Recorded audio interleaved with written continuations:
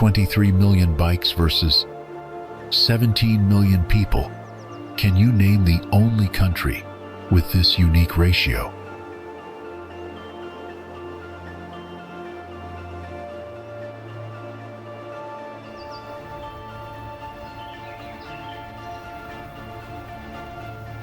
This fascinating statistic perfectly captures the essence of a nation that has mastered the art of living harmoniously with both nature and innovation.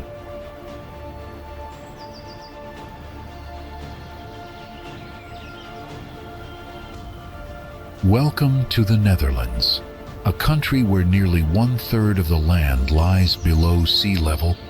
Yet the Dutch have transformed this geographical challenge into one of the world's most advanced water management systems.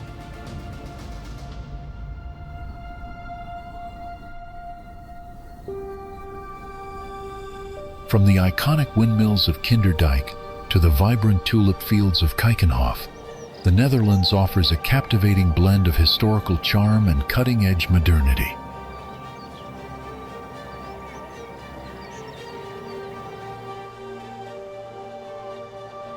This small but mighty nation has given the world everything from Dutch masters' paintings to pioneering sustainable technologies, all while maintaining some of the highest quality of life standards globally.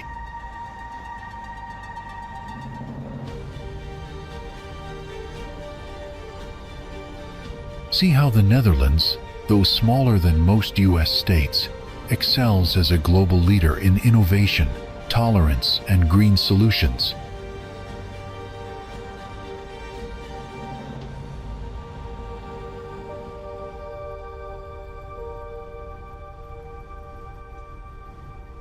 Join us as we explore the land of canals, cheese, and countless surprises that make the Netherlands truly unforgettable.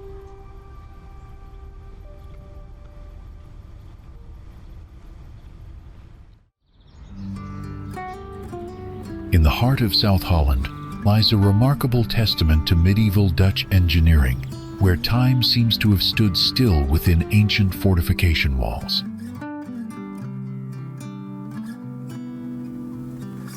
The main star-shaped structure of defensive walls and canals has changed little since its construction in 1713, making Brielle one of the best preserved fortified towns in the Netherlands.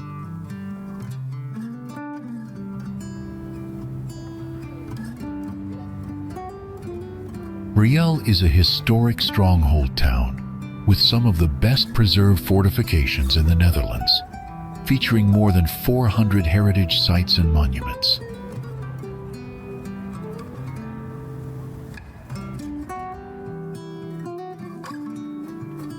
The 9 bastions and 5 ravelins were nicely restored in the 1970s, and several of the original city gates are still present.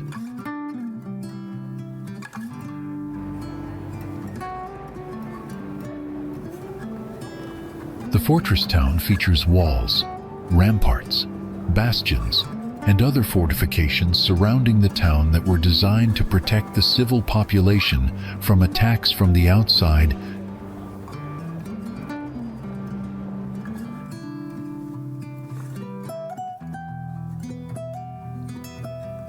The Lord of Hoorn granted the town the right to build fortifications in 1338. Establishing its defensive character that would endure for centuries.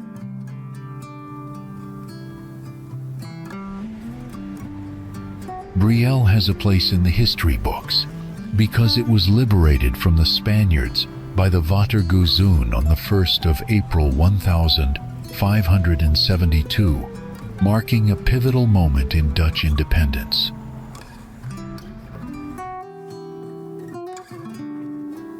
Dominating the town's skyline stands the Groot of Sint Catharijnekerk, a massive church that would have been the largest in Holland of that time, but the structure was never completed.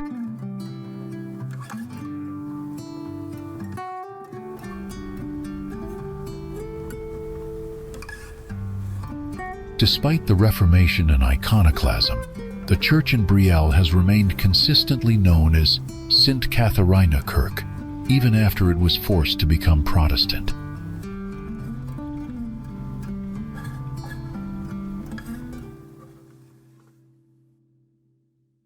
Wander a time capsule of the Netherlands.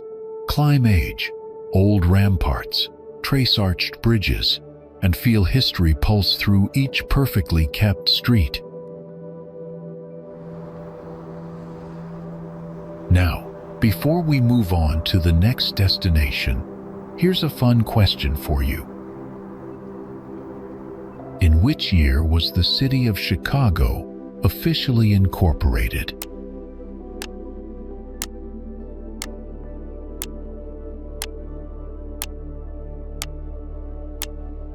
Comment your guess.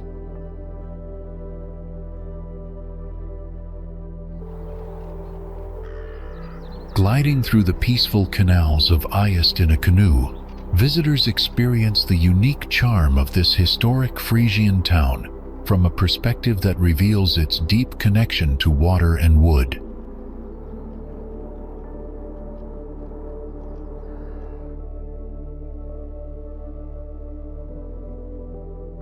Canal tours operate from mid-June until mid-September, offering one-hour journeys through the waterways.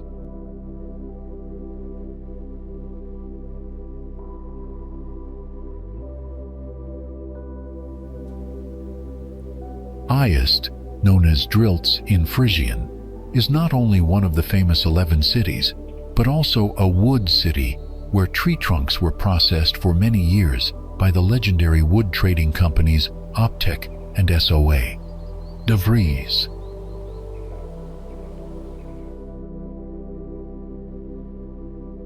Located about 3 kilometers southwest of Sneek in the municipality of Zuidwest-Friesland, IJlst had a population of approximately 3,140.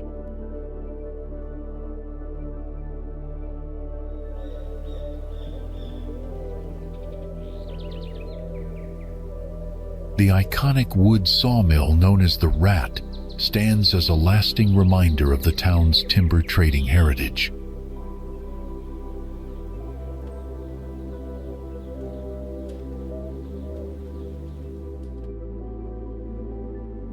Until deep into the 20th century, nearly everything in IJlst was centered upon wood, from wooden skates to planes and chisels with wooden handles, and wooden toys fabricated by Neutsducht.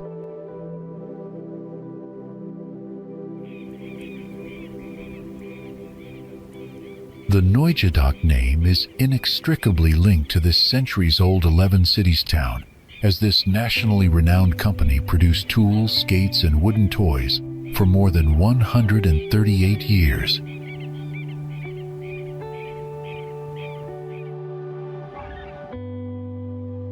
IJlst obtained city status in 1268 and remained known for a long time as a place of commerce and shipbuilding, situated along the rivers Ij and Giu.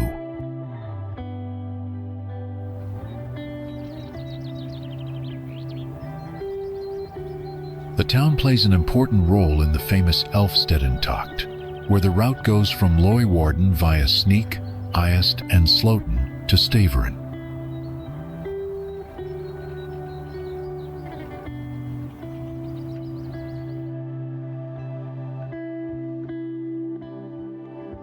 When walking around IJlst, visitors can enjoy the permanent outdoor exhibition known as Scheppenfries, which showcases the town's maritime heritage.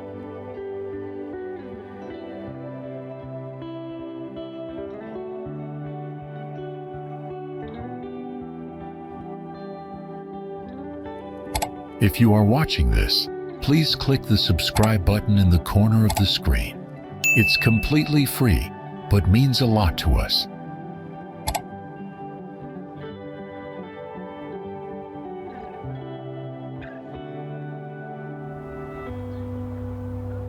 Glistening waters stretch endlessly beneath the Dutch sky, dotted with peculiar strip-like sand islands that create a mesmerizing geometric pattern across the lake surface.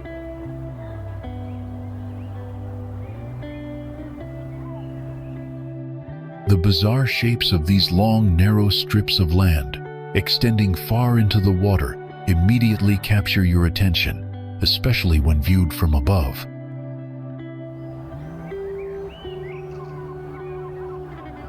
Located in the province of Utrecht, northeast of the village of Vinkeveen, this unique lake district consists of three main bodies of water that form an extraordinary recreational paradise.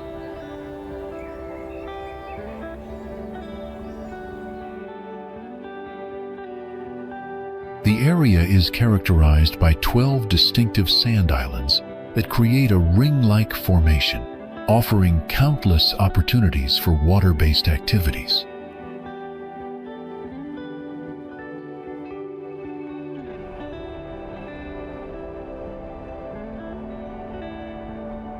These sandy islands, dotted with houses, wooden piers, and lush trees, provide the perfect backdrop for peaceful retreats and aquatic adventures.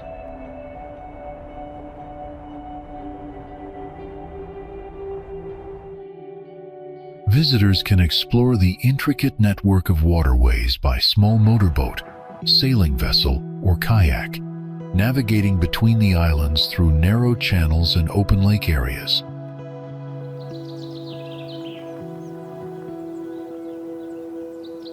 The lakes offer something for every water sports enthusiast, from swimming and fishing to more adventurous activities like wakeboarding, water skiing, and diving.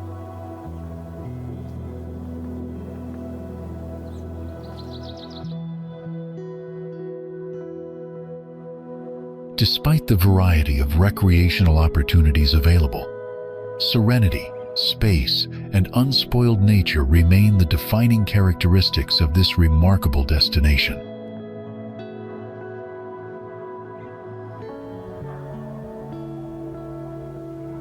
The crystal-clear waters reach impressive depths, making it a popular spot for diving enthusiasts who come to explore the underwater world.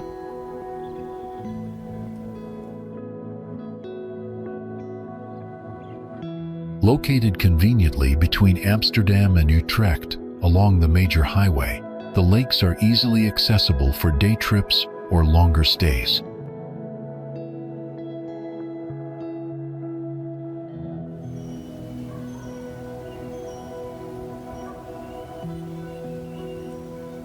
The area attracts both nature lovers seeking tranquility and active travelers looking for water sports excitement.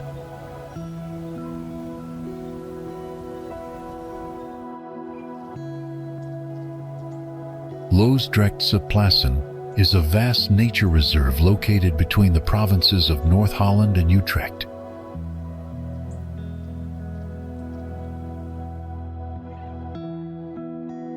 Originally a soggy peat bog, the area was transformed in the medieval era by digging canals to drain land for agriculture.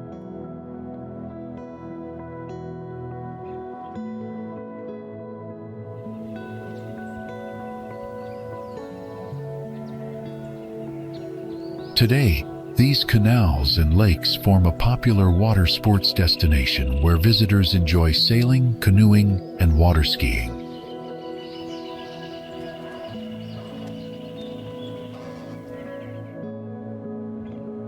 The district comprises two historic villages, Oude Loosdrecht and Nieuw Loosdrecht, each offering charming lakeside streets and traditional Dutch architecture.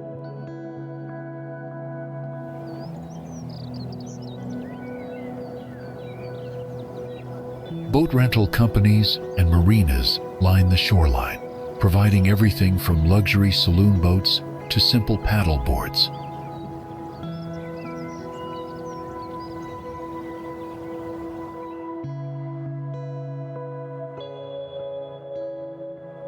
Cyclists and pedestrians can alternate between their routes and a scenic canal cruise on the Vecht and the lakes.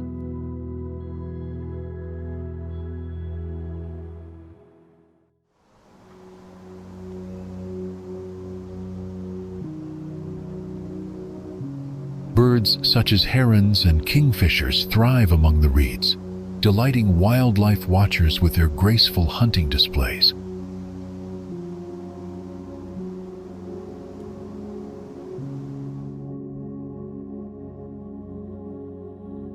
Quaint wooden bridges arch over narrow waterways, leading to secluded coves perfect for fishing or a quiet picnic.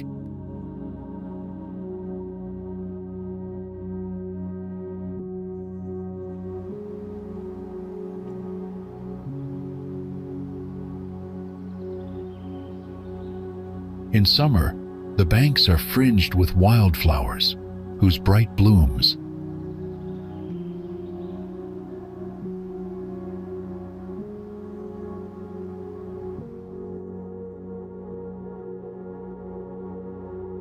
As dusk falls, the peaceful waters mirror the fiery hues of the sunset, creating a magical finale to any day spent exploring Loosdrecht.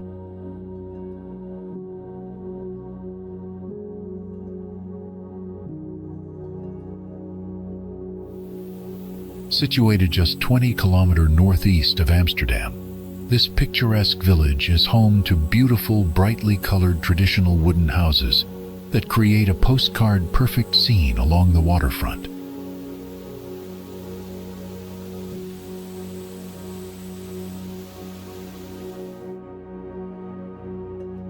It used to be an island in the middle of the Zuider Zee until 1957, but is now connected to the mainland by a dike, transforming from an isolated fishing community into an accessible tourist destination.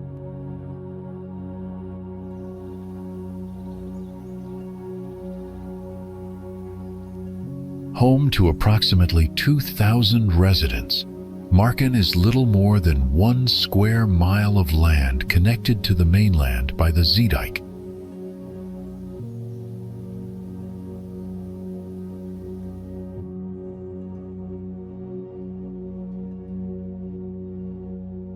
Its traditional wooden houses are the postcard of the region, as they were built on stilts to avoid flooding when the water rises.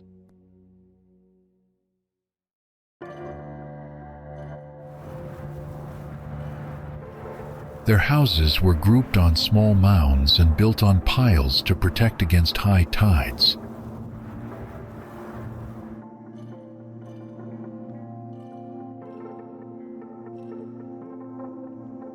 As fishery became the main economic activity, the population grew rapidly.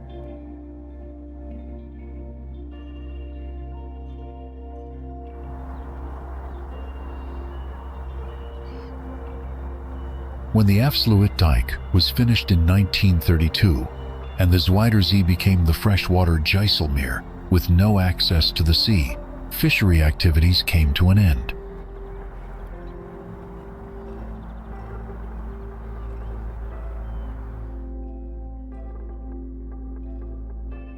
The Paard van Marken is a lighthouse from 1839 on the peninsula Marken, standing as a sentinel over the village's maritime heritage.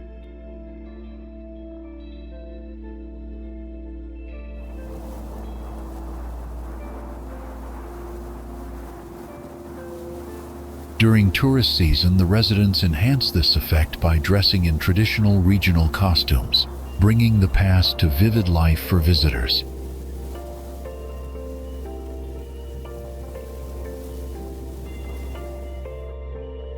From scenic boat trips and walking tours to cultural museums and a wooden shoe factory, Marken is truly amazing, offering multiple ways to experience Dutch culture.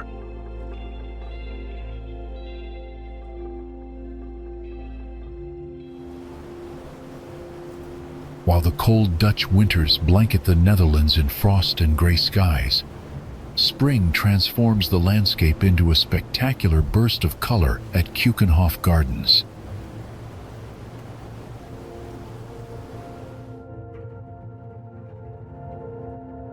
Located in Lies, this 32-hectare paradise features over 7 million flower bulbs planted annually, making it the world's largest flower garden.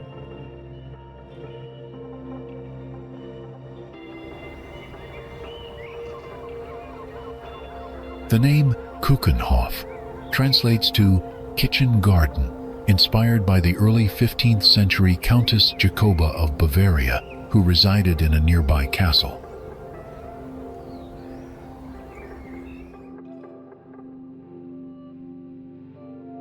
The modern flower garden was founded in 1949 by the mayor of Lies with 20 flower growers, opening to the public in 1950 with 236,000 visitors in its first year.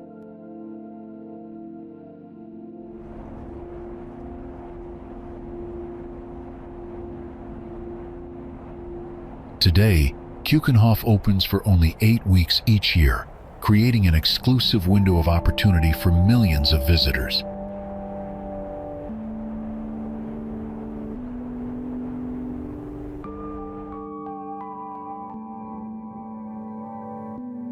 While famous for its tulips, the gardens also showcase hyacinths, daffodils, lilies, and numerous other spring flowers.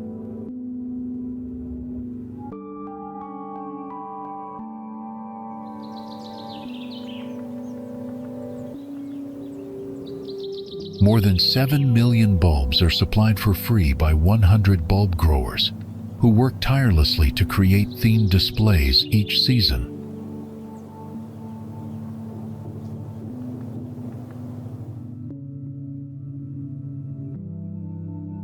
Despite their association with the Dutch, tulips are actually native to Central Asia, yet have become synonymous with Netherlands' cultural identity.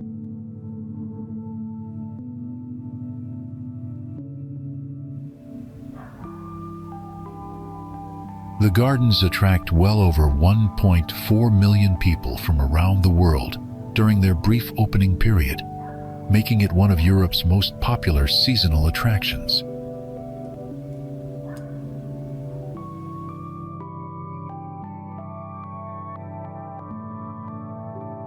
"40 Keukenhof gardeners work year-round, planting bulbs in autumn, managing spring flowering, and harvesting in summer.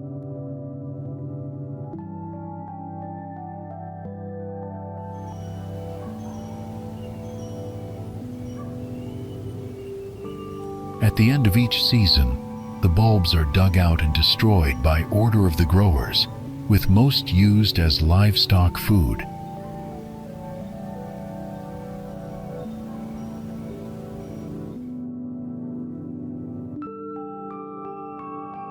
The park features over 1,600 varieties of flowers, creating an ever-changing canvas of natural artistry.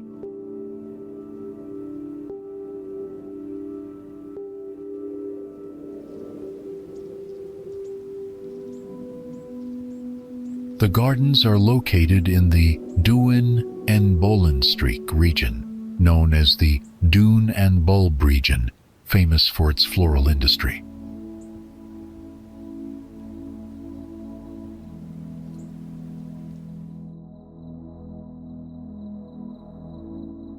New designs are created every year to keep changing Keukenhof's appearance, ensuring each visit offers a unique experience.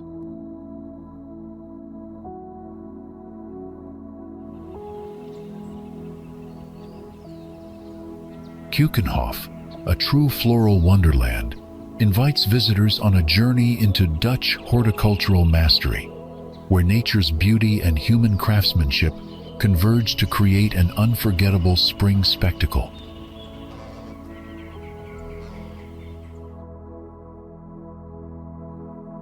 Keukenhof's tulip views are unforgettable. Comment 1 if you've visited, or 2 if it's on your must-see list.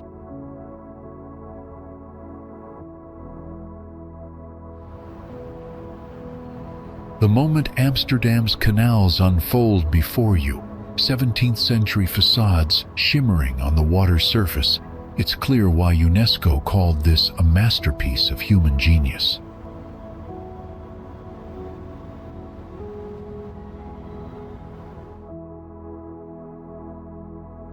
Amsterdam, the capital and largest city of the Netherlands, is home to approximately 873,000 residents within the city proper and over 2.4 million in the greater metropolitan area.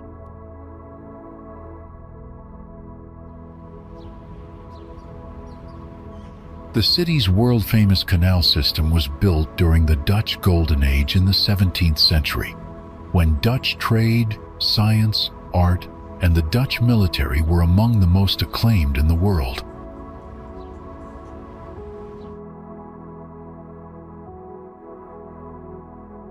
The excavation of the Herengracht, Keizersgracht, and Prinsengracht began in 1613 during the Golden Age, and a few decades later the canals were connected to the IJssel River.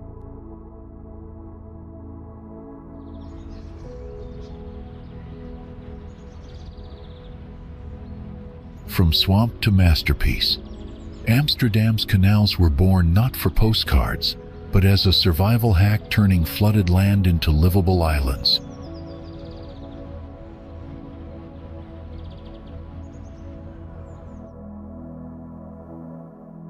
Amsterdam was the first city in Europe that planted trees on a large scale, with trees like linden and later elm trees planted after each newly dug canal even before the year 1600.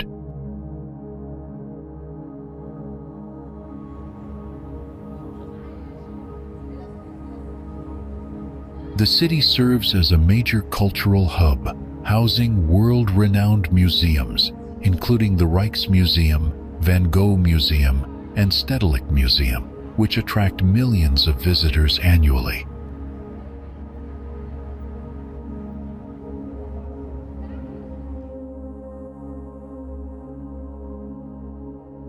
Dedicated to Jewish World War II diarist Anne Frank, the Anne Frank House Museum offers a powerful space to remember all Holocaust victims.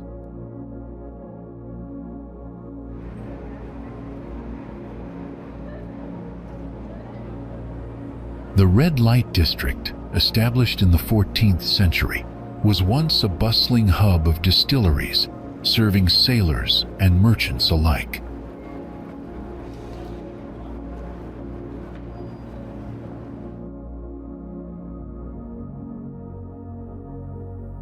Even after merchants relocated to the new canal quarter in the 17th century, the district retained its unique character, evolving with the city's vibrant history.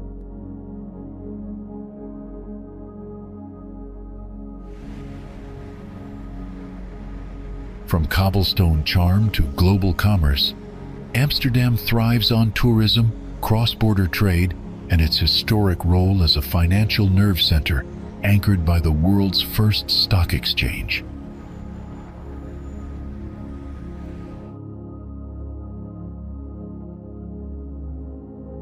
The city is famous for its liberal policies and progressive social attitudes, making it a symbol of tolerance and freedom.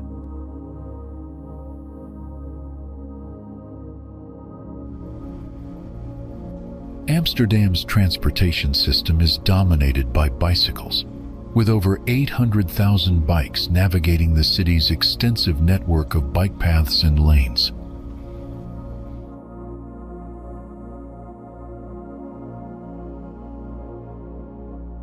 The city experiences a temperate maritime climate with mild winters and cool summers, making it pleasant to visit year-round.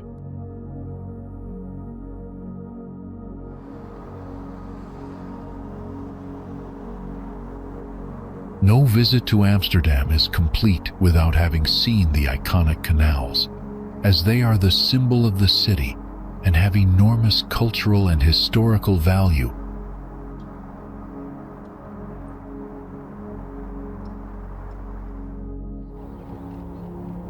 The moment you enter Zaanse Schans, time bends. Windmills creak against wide skies, their reflections dancing in still waters, while candy-colored houses line the banks like a painted 17th century ode to Dutch life.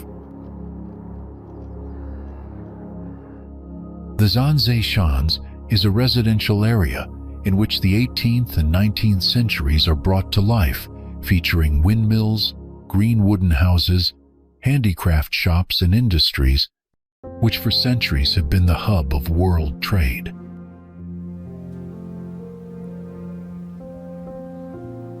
Located just north of Amsterdam, it offers a rare opportunity to experience 18th and 19th century life in the Netherlands, allowing visitors to stroll along the River Zaan and enjoy green meadows.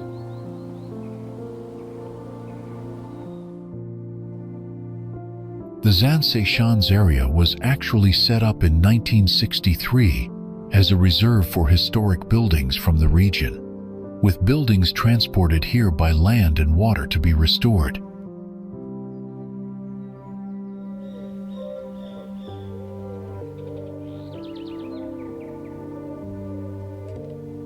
By the mid-17th century, around 900 windmills could be found along the river, some of them still preserved in the Zaanse Schans.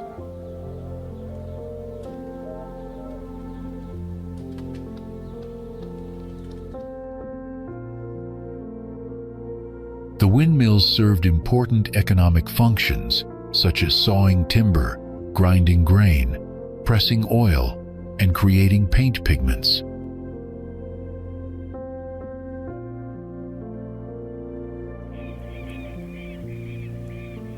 De Cat is the only remaining working dye mill in the world, while De Zoeker is thought to have been built all the way back in 1610 as a polder mill before being converted to mill oil, then paint, then oil again.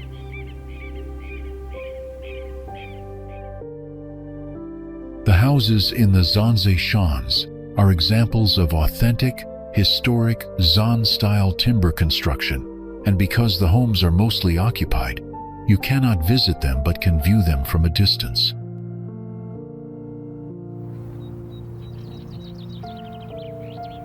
Visitors can learn the art of cheesemaking at the Catharina Hove Cheese Farm, which is a must-visit attraction showcasing Dutch cheese production.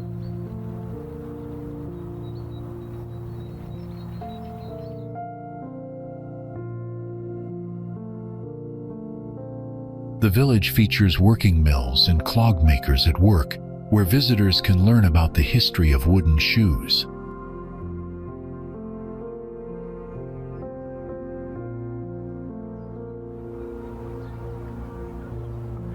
While entry to the village is free, tickets are required to visit museums and go inside windmills, and because it is a public area, you can visit the entire Zaanse Schans 365 days a year, free of charge.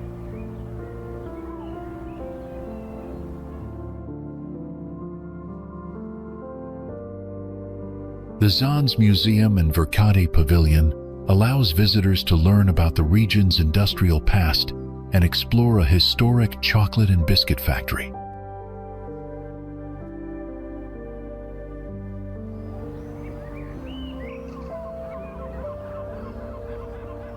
Despite the fact that visitors from all over the world visit this neighborhood every day, it is good to know that people still live here.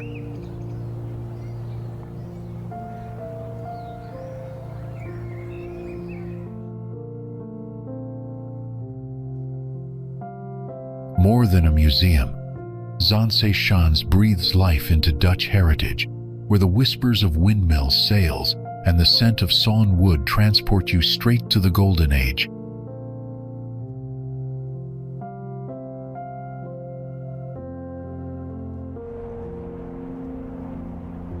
What happens when human ingenuity meets the relentless power of nature in one of the world's most challenging environments?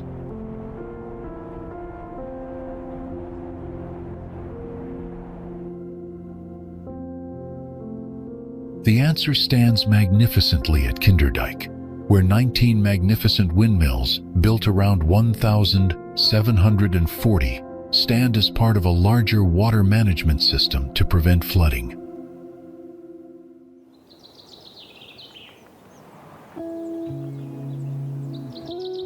Since Kinderdijk is a monument to the history of humankind, it was officially included as a UNESCO World Heritage Site in 1997.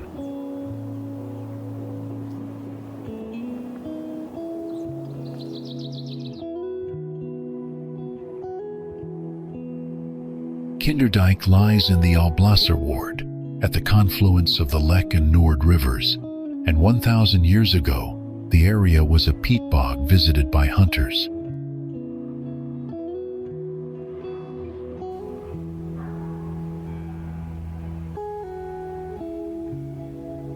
Built to keep water out of the polder, it is the largest concentration of old windmills in the Netherlands, and one of the best-known Dutch tourist sites.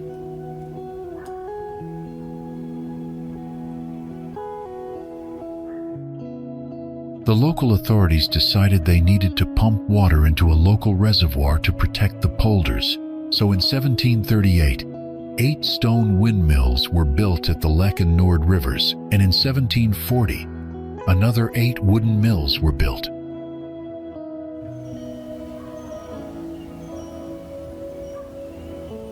For over 700 years, the dikes, windmills, and pumping stations of Kinderdijk have kept our feet dry, creating a remarkable testament to human perseverance.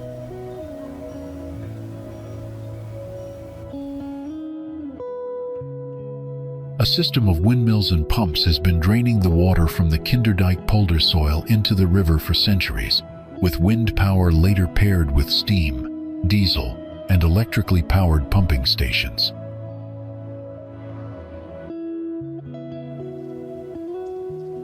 With the invention of the steam engine, from 1868, 2 steam-powered pumping stations were built to help the windmills carry out their difficult job.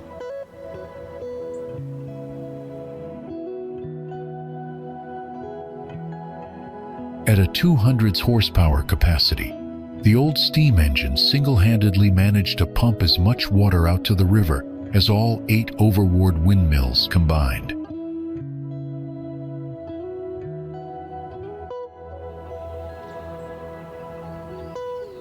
Since the 1950s, the function of these windmills has been taken over by electrical and diesel pumping stations, some of the largest in the world.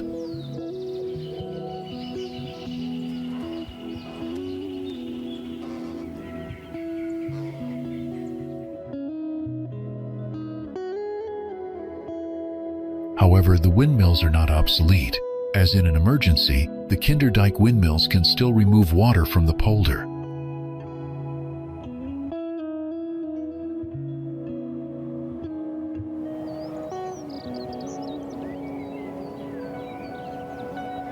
Although some of these historic windmills are still used today, most of the water levels are maintained by 2 diesel pumping stations at the entrance of Kinderdijk.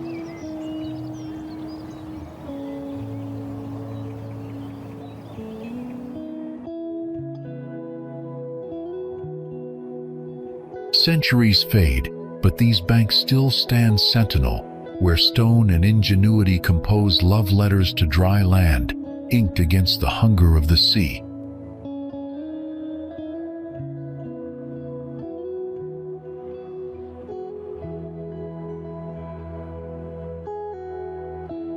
Haar, where medieval fantasies take form in spires, moats, and one dynasty's stone-carved dream.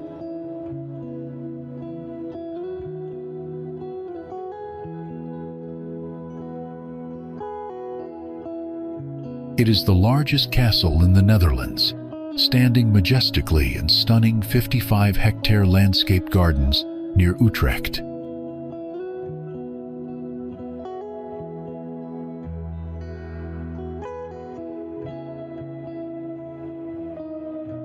The oldest historical record of a building at the location of the current castle dates to 1391, when the Haar family received the castle.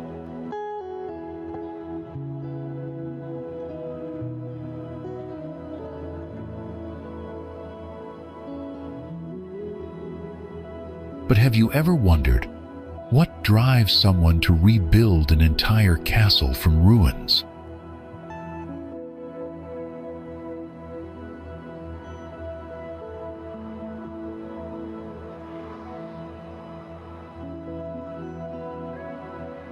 In the 19th century, Baron Etienne van Zuylen van Nijevelt inherited the castle in a bad shape.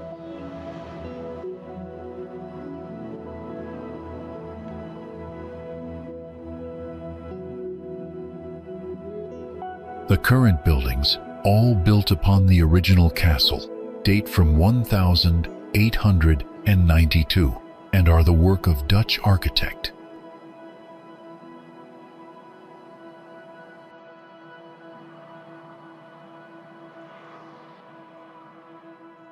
In fact, Castle de Haar is a 19th century idea of what the ideal medieval castle should be.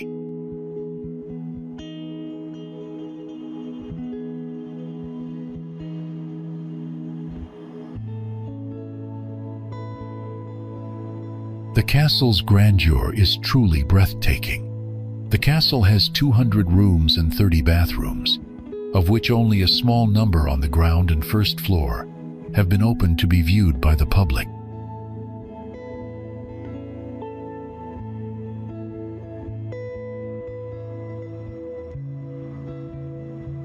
Kuiper's blended medieval craftsmanship with modern marvels, making de Haar a 19th century smart castle.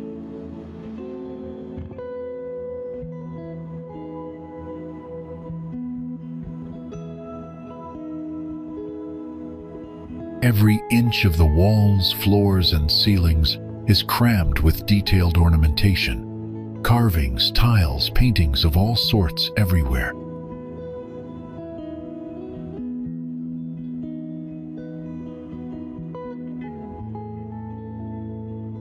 Can you imagine the lifestyle of the wealthy baron and baroness who called this extravagant palace home?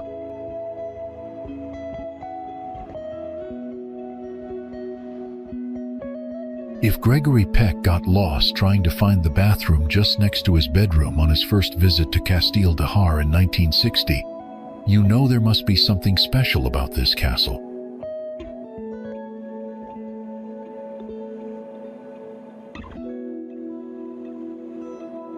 It's got everything you could dream of in a fortress.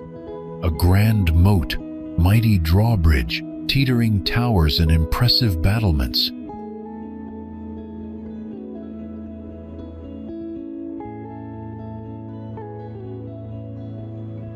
Kuiper's placed a statue of himself in a corner of the gallery on the first floor, ensuring his legacy would forever remain within these walls.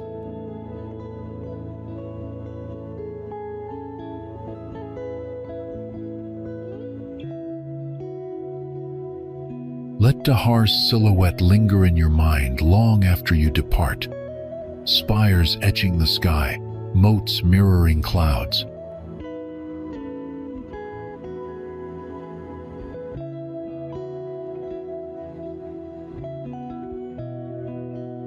We collect details from various places. If you notice something that's not quite right or want to share more, please leave a comment.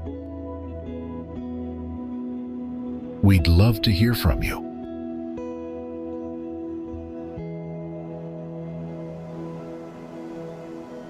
Rising majestically against the Dutch sky, The Hague's magnificent Peace Palace and its neo-Renaissance architecture powerfully symbolize humanity's eternal quest for justice and peace.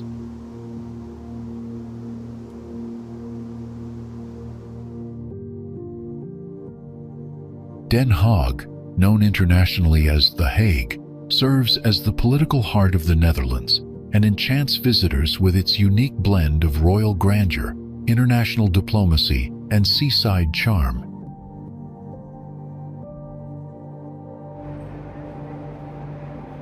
With origins stretching back to the 1200, the Binnenhof isn't just beautiful. It's the world's oldest parliamentary complex still in use, where Dutch history is written daily.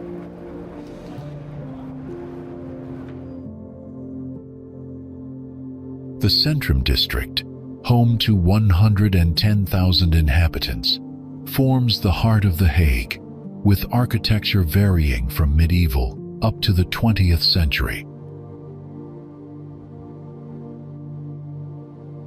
The Hague is home to two residences of the Dutch royal family, the Noordeinde Palace and the other royal palace, Wisten Bosch.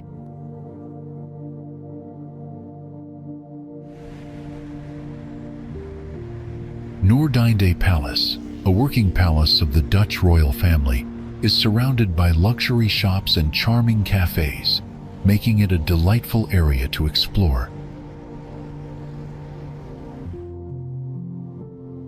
The Hague's regal charm springs from its unique heritage. For centuries, it has been where governance and royalty intertwine, from the halls of power to the palaces of kings.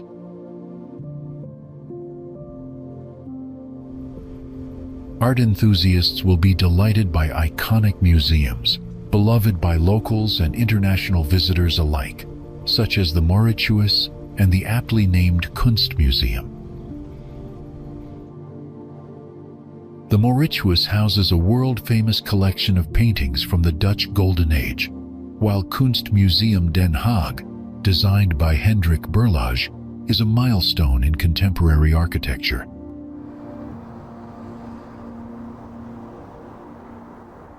The Mauritshuis is perhaps the most prestigious of the many important art museums in The Hague, where you will find internationally known masterpieces.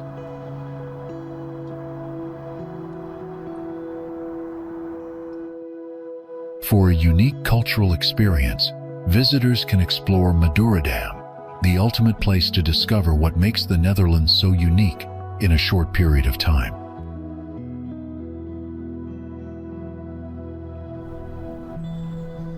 The Binnenhof is surrounded by buildings dating from the 15th to the 18th century, including the Great Church of St.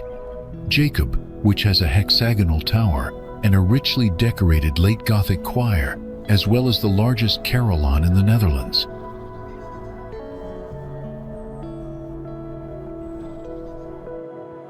The coastal district of Scheveningen offers visitors a perfect seaside escape, where the beach has its own unique character with two very important eye-catchers, the Pier of Scheveningen and the Kurhaus.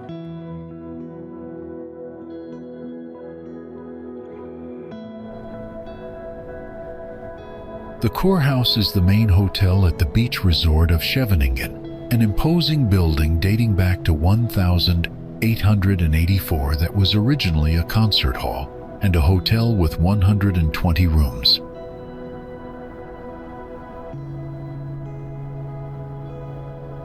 Continuing to captivate visitors, The Hague is a city where royal traditions, international diplomacy, world-class art, and seaside pleasures converge for an unforgettable Dutch experience.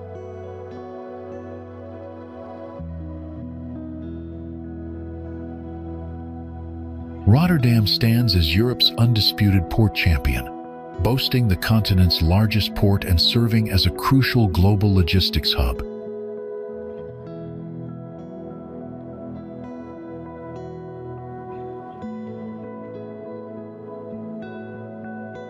Spanning over 12,600 hectares, this massive port complex processes millions of containers annually and maintains its position as the gateway to European commerce.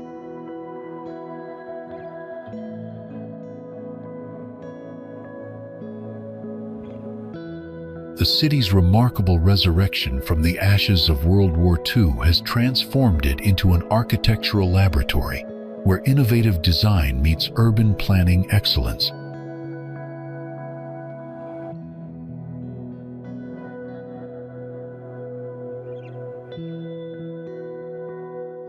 In 1962, the port surpassed New York to become the largest in the world, marking a pivotal moment in global maritime history.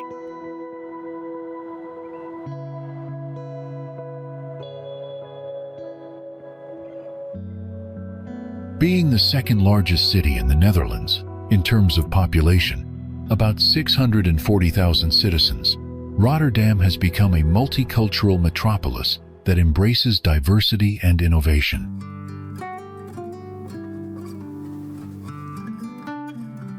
The city's skyline tells a story of bold architectural experimentation, featuring iconic structures like the Erasmus Bridge, cube houses, and the innovative Markthal.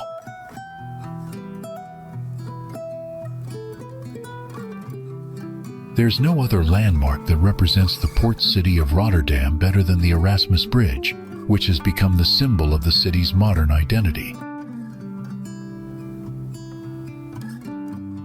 One of the few buildings in central Rotterdam to remain standing after the 1940 bombings, the Witte Huis is an architectural marvel of the city's maritime district. representing the city's resilience and historical continuity.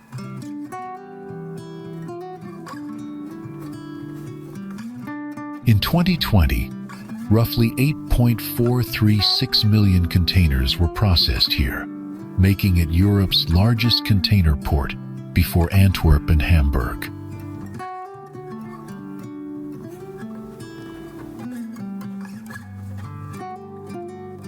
Its unparalleled depth, wide basins, minimal tides, and the lack of locks ensure it is accessible 24/7, even to maximum-size vessels.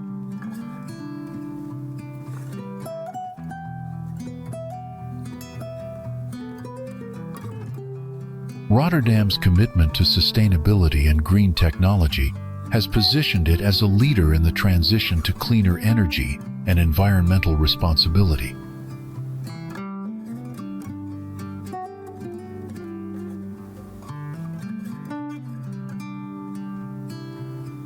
The city serves as a gateway between Europe and the rest of the world, facilitating billions of euros in trade annually.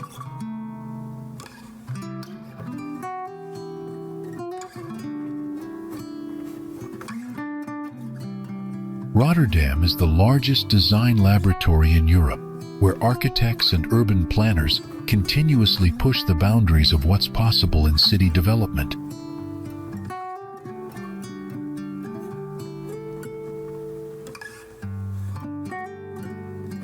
Rotterdam's cultural scene thrives alongside its economic achievements, with world-class museums, theaters, and festivals that celebrate both local and international talent.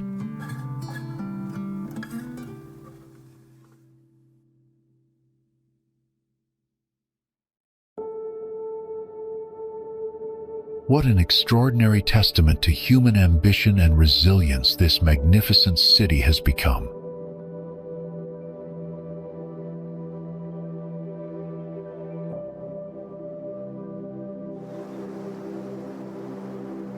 During the annual sailing week in summer, the peaceful waters of Sneekermeer transform into a spectacular arena hosting one of Europe's largest inland sailing competitions.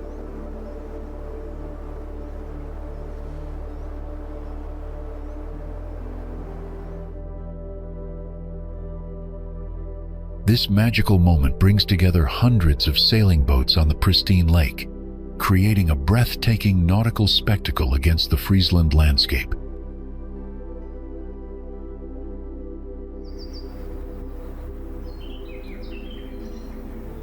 Located in the heart of Friesland province, the lake serves as the undisputed water sports capital of the Netherlands throughout the year.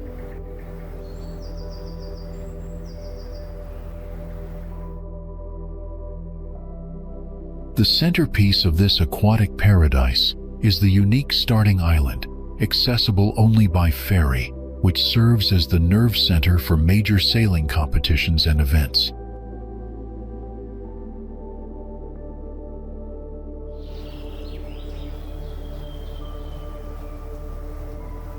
Even beyond the famous sailing week, the lake attracts water sports enthusiasts from across Europe who come to experience its excellent facilities and pristine conditions.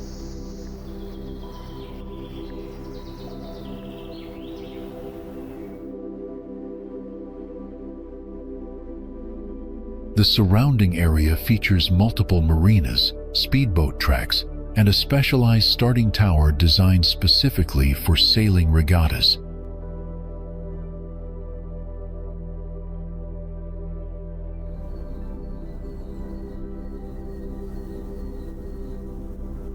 Visitors can choose from a wide variety of water activities, including sailing, speedboat racing, canoeing, and leisurely boating excursions.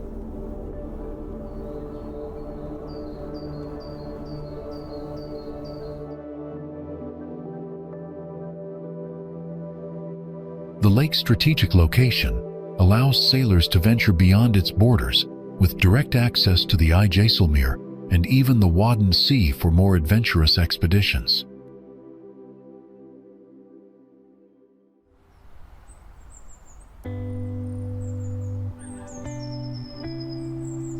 Modern accommodation facilities around the lake offer private boat jetties, making it convenient for guests to bring their own vessels or rent locally.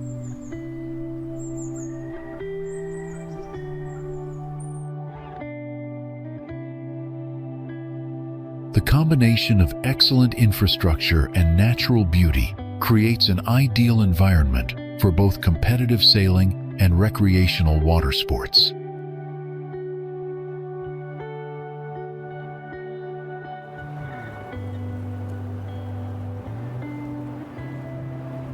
Local businesses provide comprehensive boat rental services, from simple canoes for beginners to sophisticated sailing yachts for experienced sailors.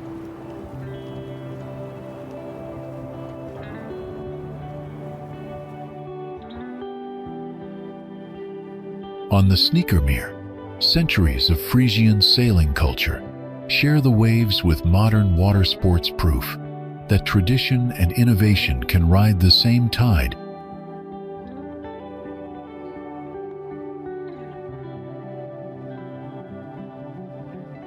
What if you could step inside a perfectly preserved star and experience life as it existed centuries ago?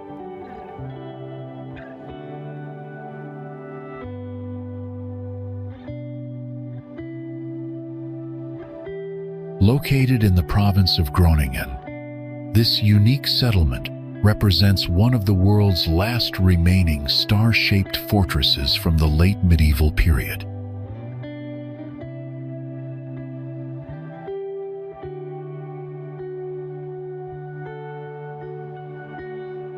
The fortress was originally constructed under orders from William the Silent and completed in the late 16th century during the turbulent 80 Years' War.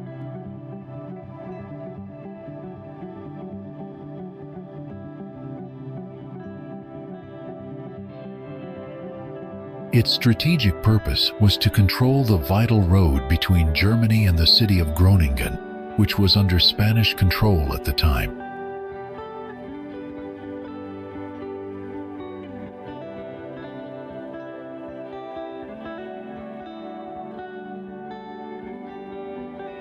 The star-shaped design represented the pinnacle of military engineering, providing optimal protection against cannon fire and siege warfare of that era.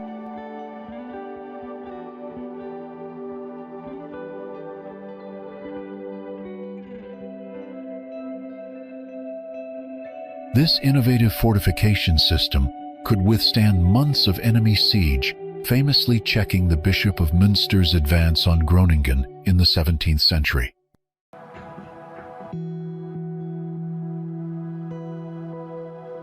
After experiencing its final battle in the late 17th century, the fortress gradually lost its military importance as warfare evolved.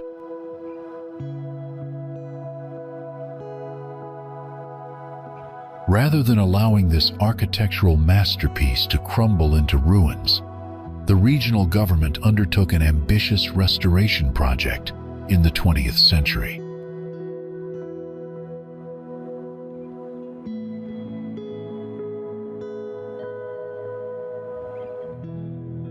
Between the early 70s and 90s, Bourtange was meticulously reconstructed to represent the fortified village as it appeared at its peak in the 18th century.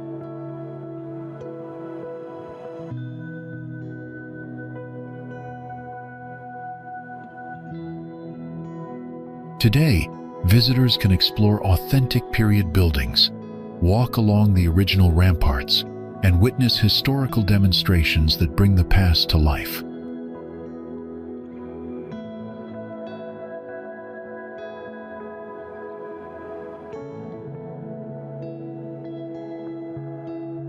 The village houses museums, craft shops, and restaurants that maintain the historical atmosphere while serving modern visitors.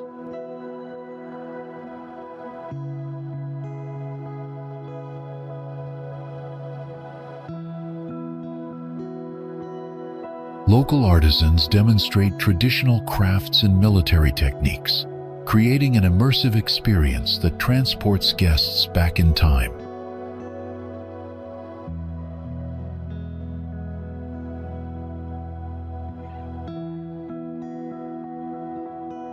The surrounding moats and earthworks remain perfectly intact, creating a stunning aerial view that resembles a fallen star embedded in the Dutch countryside.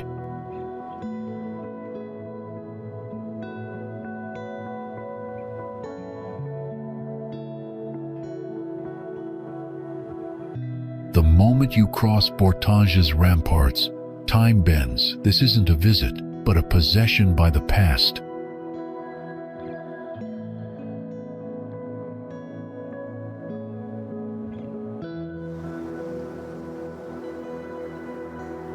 The river Vecht flows gracefully through the heart of the Netherlands, connecting Utrecht to the IJsselmeer as one of the country's most enchanting waterways.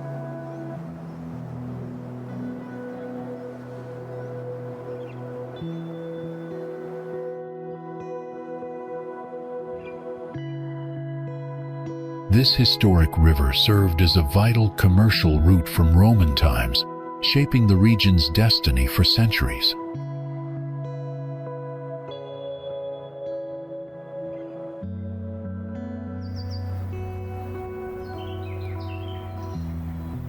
Winding between Amsterdam and Utrecht, the Vecht passes 7 beautiful towns, each set against imposing castles and luxurious country estates.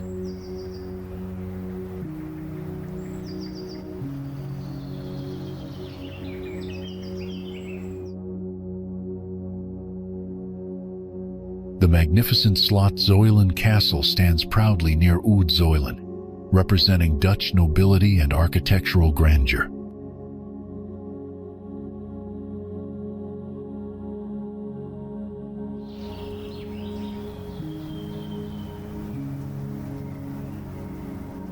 Marken showcases riverside mansions that reflect 17th century merchant prosperity along these peaceful banks.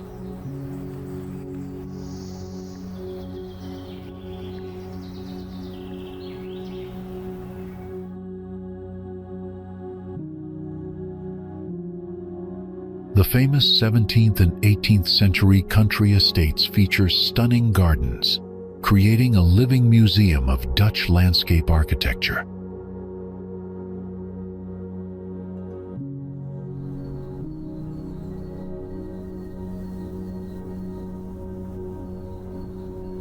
Traditional drawbridges span the waterway, allowing boats to pass while maintaining historic charm.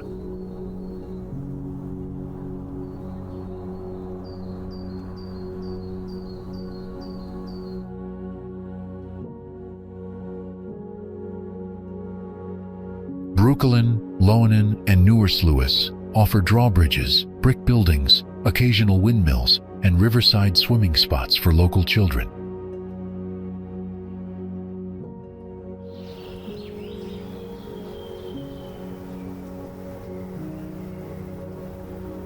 Ancient windmills dot the landscape, their weathered sails turning lazily in the Dutch breeze.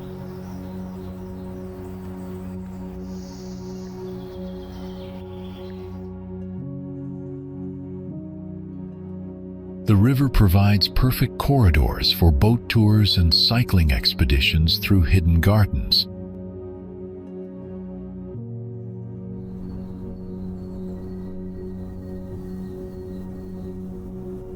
Charming tea houses offer riverside dining experiences where visitors savor Dutch hospitality.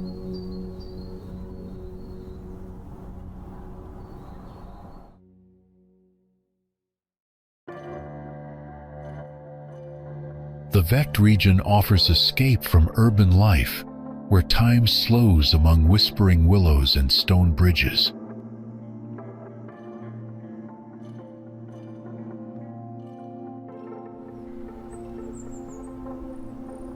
Artists and architects have drawn inspiration from this majestic corridor for generations.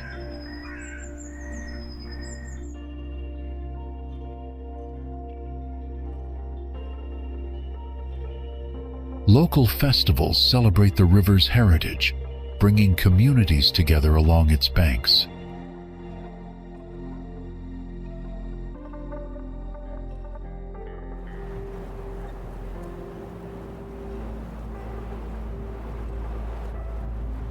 beside this ageless canal, you can't help but be swept away by a peace as constant and enduring as the Vecht itself.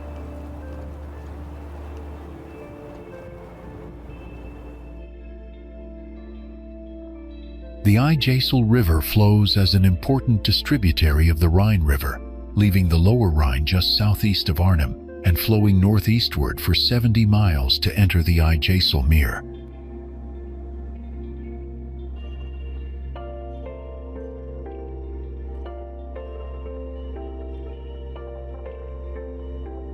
This Dutch tributary of the Rhine flows northward and ultimately discharges into the Sneekermeer, which before 1932 was known as the Zuiderzee.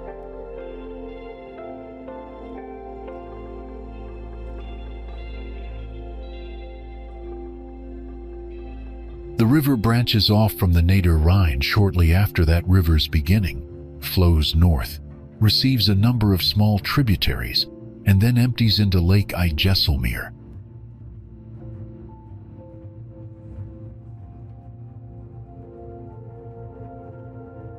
The name IJssel has historical significance, as the Oud IJssel was actually the upper course of the IJssel until the connection with the Rhine was dug, possibly in Roman times.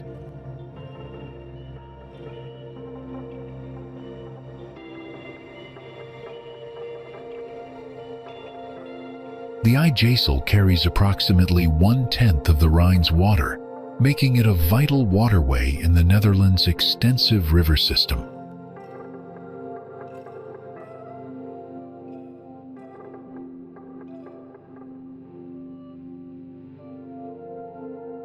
The river's course runs through gentle Dutch countryside, meandering through landscapes shaped by centuries of careful water management.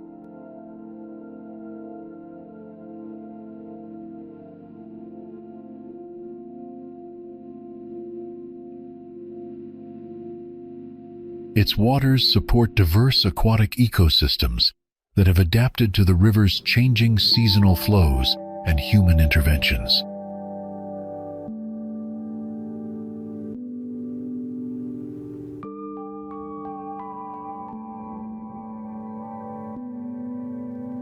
The IJssel's current is generally calm and steady, making it suitable for recreational boating and commercial navigation.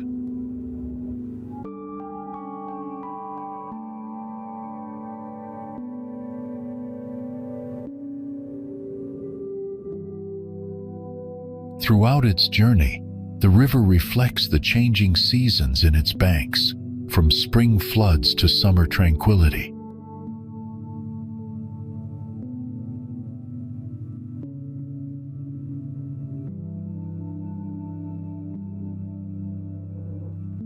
The waterway serves as a crucial link in the Netherlands' flood defense system, channeling excess Rhine water safely toward the sea.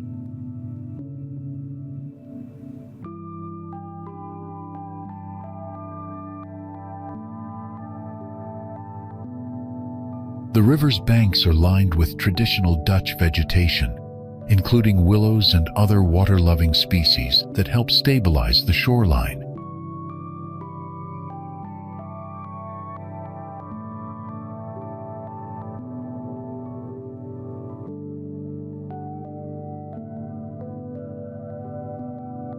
Modern engineering has enhanced the IJssel's natural flow patterns while preserving its ecological functions.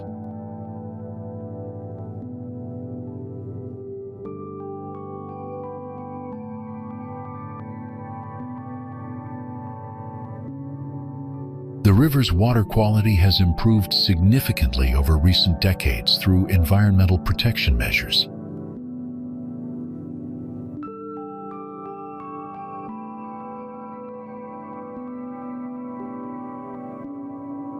Its surface often mirrors the expansive Dutch sky, creating a serene corridor through the landscape. Let this timeless waterway carry you through the heart of Dutch natural beauty.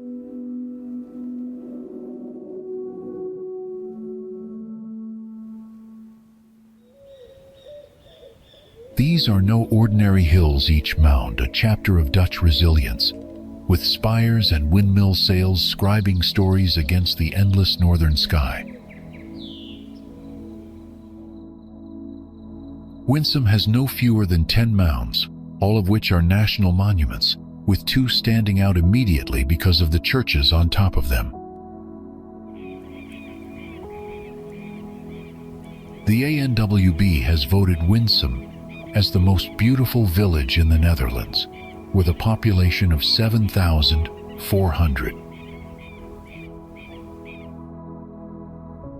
To still be able to live in places that flooded regularly, people built wide mounds where they could live high and dry.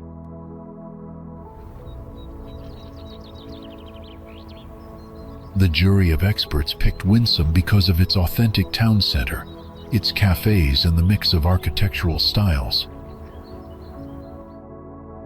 The village is particularly known for its picturesque landscapes that serve as inspiration for local artists.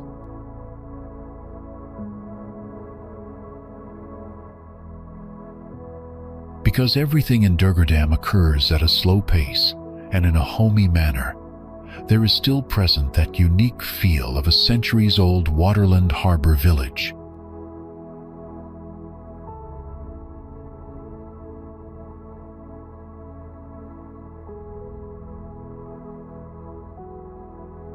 Located just 15 minutes from Amsterdam, this charming village of approximately 430 inhabitants offers an authentic glimpse into the Netherlands' maritime heritage.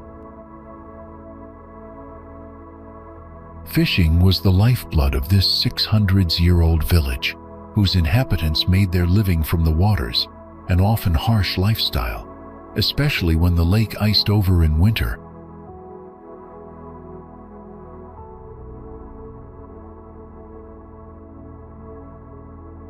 Durgerdam also became an important part of the East India trading route, where VOC ships would drop anchor to deposit goods before continuing their journey.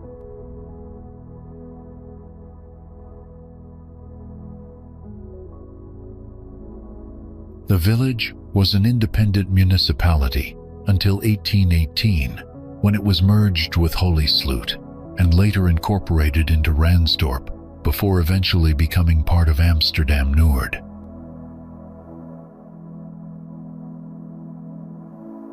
Situated 7 kilometers east of Amsterdam's city center, Durgerdam sits along a dike bordering the Sneekermeer, maintaining its picturesque waterfront character.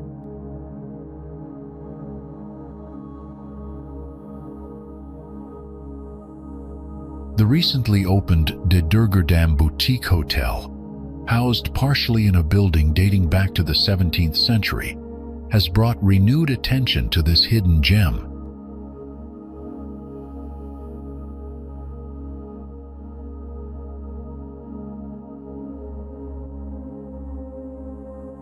This luxury lakeside retreat was even featured on Time's list of the world's greatest places 2024.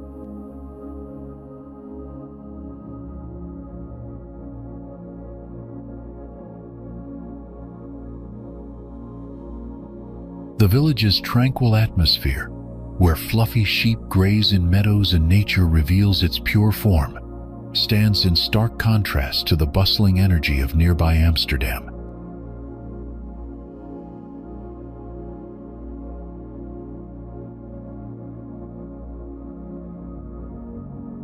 As visitors discover this otherworldly fisherman's village, they realize there's much more to the region than the typical tourist attractions, finding instead a serene escape that preserves centuries of Dutch maritime tradition.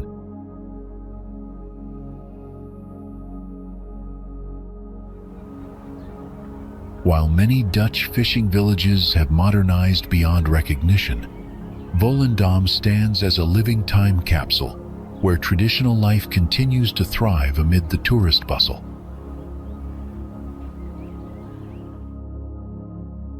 This charming fishing village remains frozen in time, with residents who still wear traditional costume and speak their own dialect.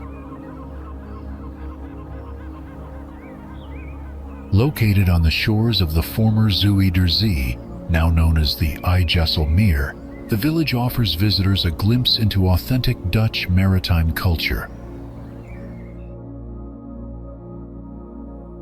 Once a flourishing fishing community, tourism has now become the principal economic factor as the harbor was sealed off from the sea.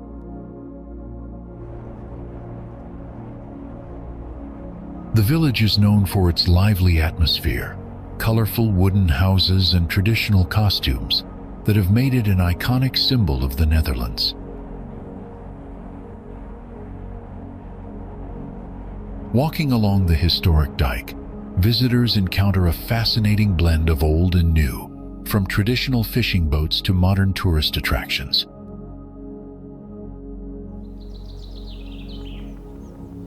Artists first discovered this picturesque village over a century ago, and their paintings made it famous throughout the world.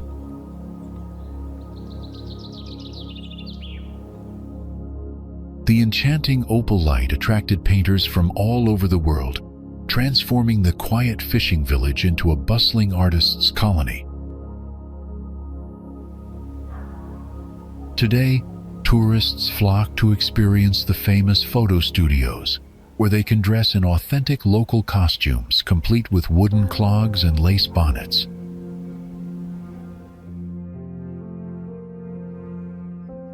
The old harbor remains the heart of the village, filled with historic vessels and surrounded by quaint buildings that seem untouched by time.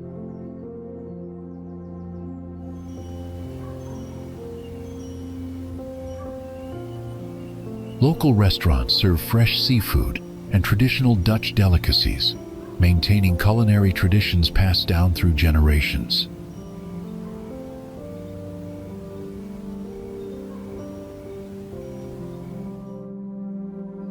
Museums throughout the village preserve and showcase the rich maritime heritage and artistic legacy of this unique community.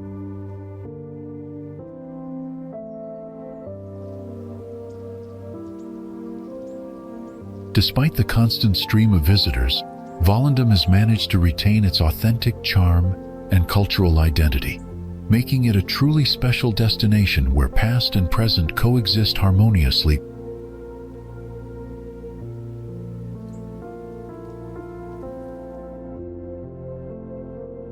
Dam Square, where Amsterdam's golden history echoes through royal palaces and buzzing cafes, as street performers dance atop cobblestones laid over the city's medieval heartbeat.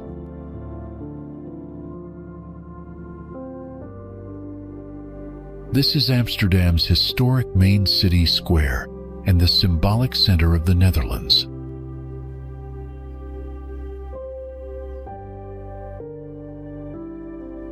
Dam Square lies in the historical center of Amsterdam, approximately 750 meters south of Central Station, at the original location of the dam in the River Amstel.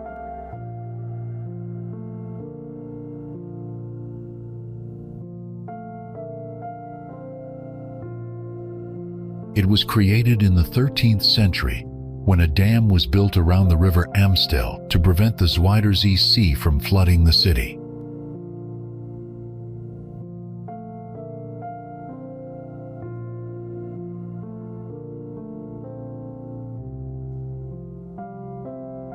The square's name literally means dam in Dutch, reflecting its origins as the crucial barrier that gave birth to Amsterdam itself.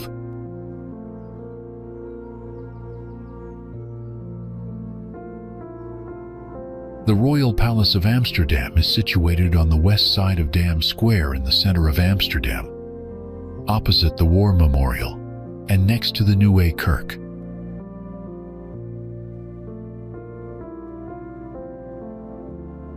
The Royal Palace was built in 1648 as a city hall by Jacob van Kampen, with its power and wealth reflected in the building and its interior design.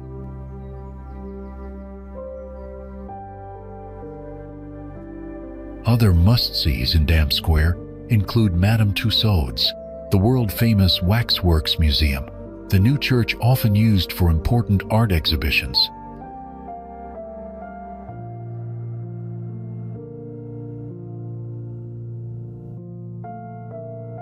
Dam Square is the primary location for official events, celebrations, protests, and national commemorations.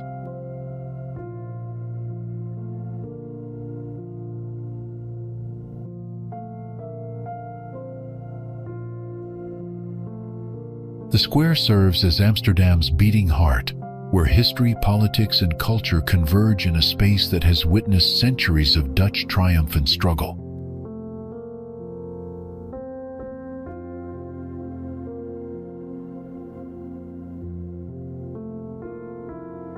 Street performers, tourists, and locals create a constant buzz of activity around its historic monuments.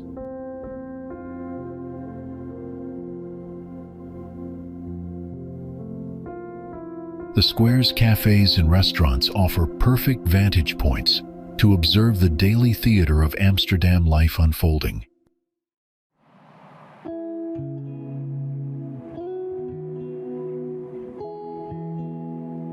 As locals know, if you skip Dam Square, you have not really seen Amsterdam.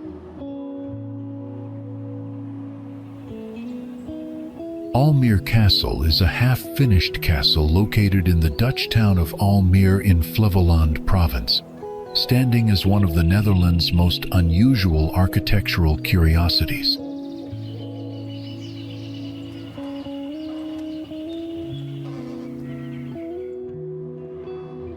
Construction began on the 15th of September, 2000, based on plans from 1999, with the design inspired by the 13th century castle Gemeppe in Hague, Belgium.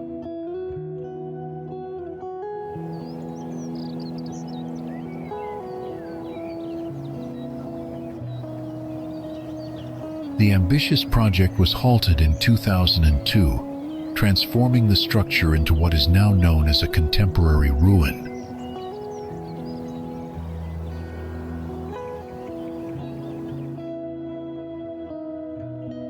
Originally budgeted at 27 million euros, costs had already doubled to 54 million euros within the first 6 months of construction, before the project was abandoned due to funding issues during an economic crisis.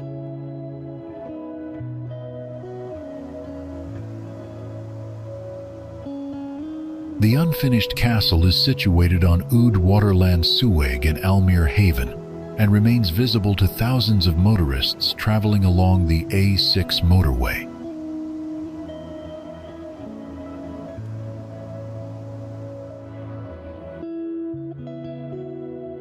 Despite its incomplete state, this striking ruin continues to captivate visitors and passers-by, drawing attention as an intriguing architectural oddity.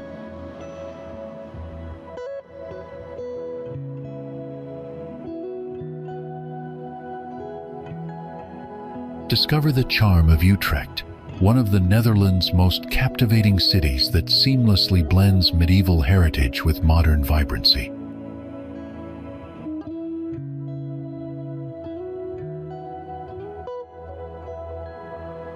Located in the heart of the country, Utrecht serves as a major transportation hub connecting Amsterdam, Rotterdam, and other Dutch cities.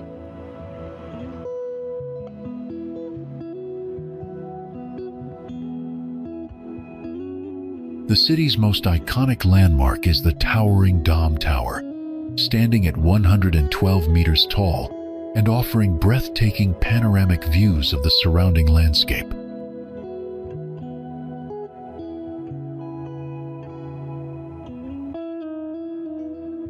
Utrecht's historic city center features unique wharf cellars along the canals, which have been transformed into cozy cafes, restaurants, and shops at water level.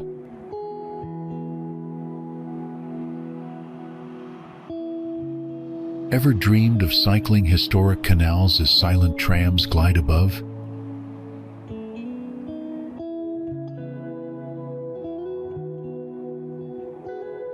The city's innovative two-level canal system creates this fascinating urban experience.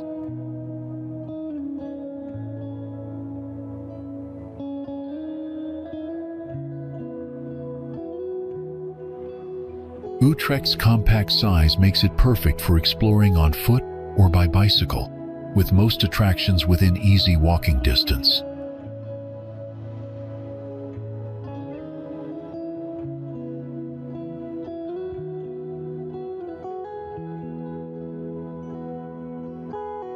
The city's rich Roman history dates back nearly 2,000 years, when it began as a military fortress called Trajectum ad Rhenum.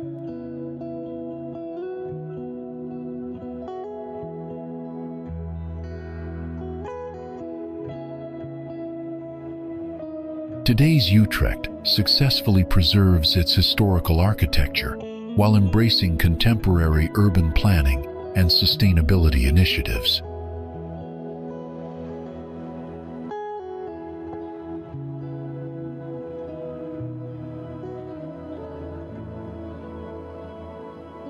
The famous Museum Speelklok showcases the world's largest collection of self-playing musical instruments.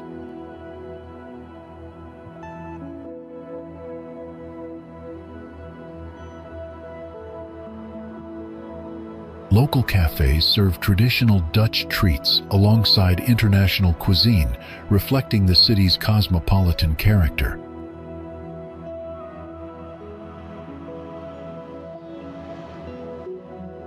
Utrecht's strategic location and excellent infrastructure make it an ideal base for exploring the entire Netherlands.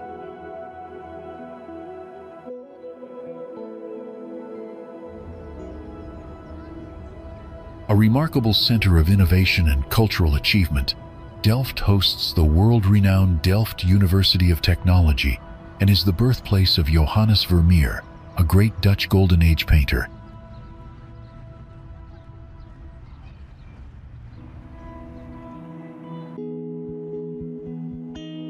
The city revolutionized ceramics with its iconic Delft blue pottery, which became a global symbol of Dutch craftsmanship and artistic excellence during the 17th century.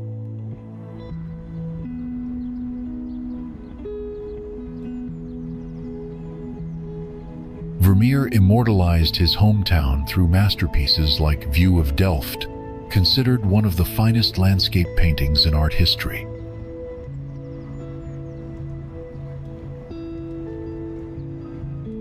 The historic city served as the residence and final resting place of William of Orange, making it the royal burial ground for the Dutch House of Orange-Nassau since 1584.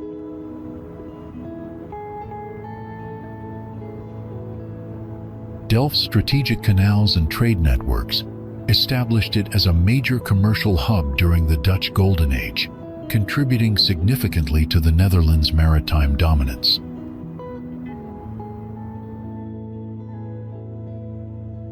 Modern Delft leads in sustainability initiatives, featuring innovative green transportation systems and eco-friendly urban planning that serves as a model for other European cities. The city's compact medieval center, with its characteristic canals and Gothic architecture, creates a perfect harmony between historical preservation and technological advancement.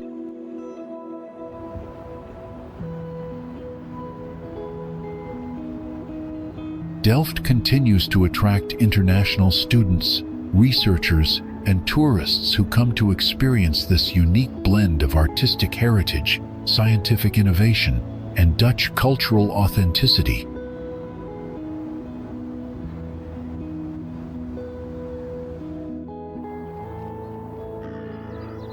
Doris Mooltsje is a historic drainage mill located near the village of Udega in Friesland, Netherlands, standing as a magnificent example of traditional Dutch water management.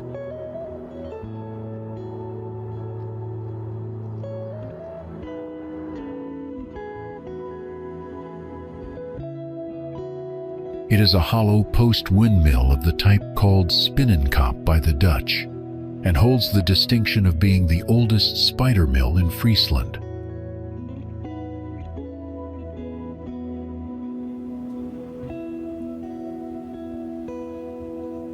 The polder mill was built before 1800, with construction likely dating to the late 18th century based on inscribed dates from 1791-1793 found in the structure.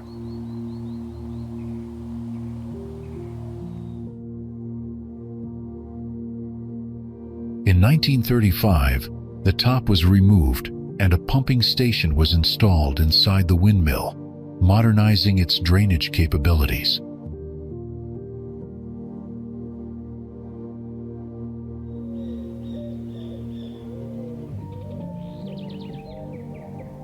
The restored Doris Mooltsje is a showpiece in the landscape and very popular because of its beautiful location near the Uitgeesterbrekken Lake.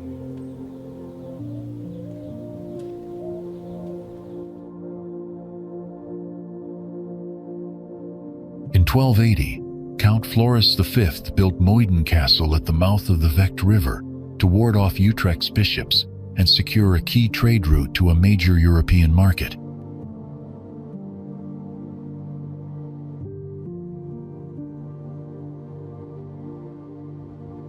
The original castle was completed in 1285, strategically positioned to halt invaders and secure Holland's eastern borders during a turbulent medieval period.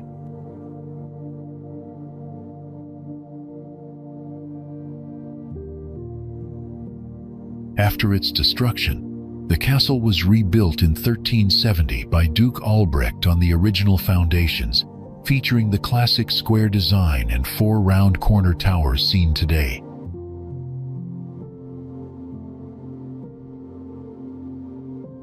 This medieval fortress served various purposes over the centuries, functioning as a military stronghold, noble residence, and even a prison, witnessing nearly 700 years of Dutch history.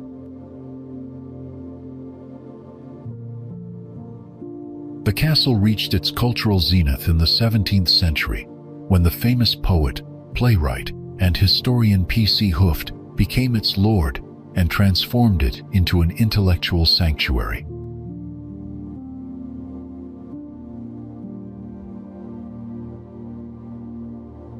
Hooft founded the Muiderkring at Muiden Castle, bringing together the Dutch Golden Age's leading writers, artists, poets, and scientists.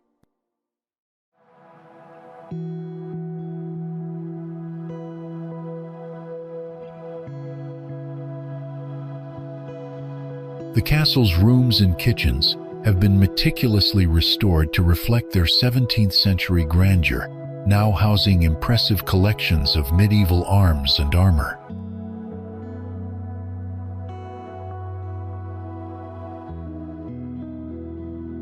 Today, Muiden Castle stands as the Netherlands' oldest and best preserved medieval castle, serving as a national museum that attracts visitors from around the world.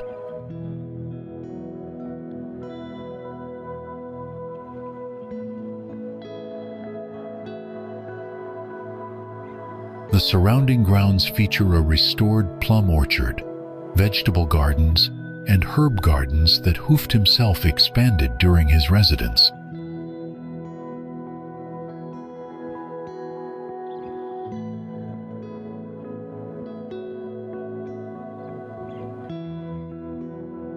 Muiden Castle represents a perfect blend of medieval military architecture and Golden Age cultural refinement.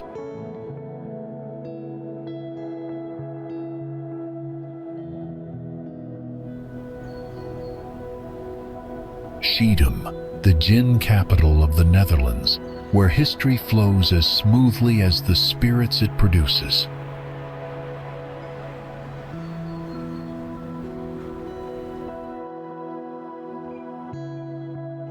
Located near Rotterdam in the Dutch Distillers District, this historic city deserves a permanent place in any spirits enthusiast's memory bank.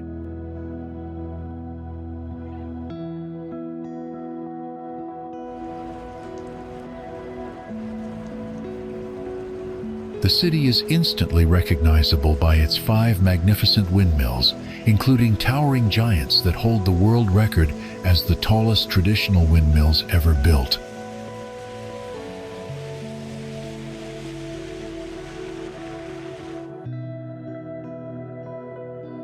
The city's port became instrumental in establishing Schiedam as the distilling capital of the world, where nearly 400 roasters and distilleries exported Genever across the globe during its golden era in the late 18th century.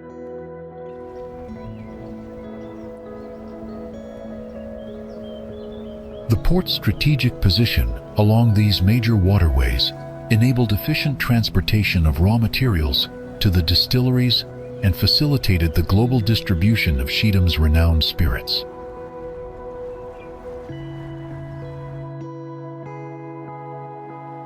Schiedam today is known for its gin and liquor distilleries and shipbuilding, serving as an important industrial harbor within the greater Rotterdam port complex, while maintaining its maritime heritage.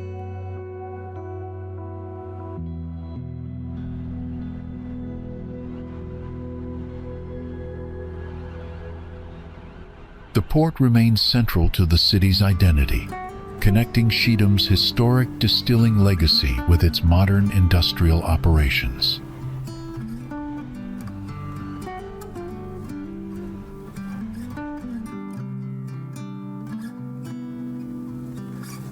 Be sure to save this information about Schiedam's remarkable port and its crucial role in establishing the city as the world's Genever capital for your next visit.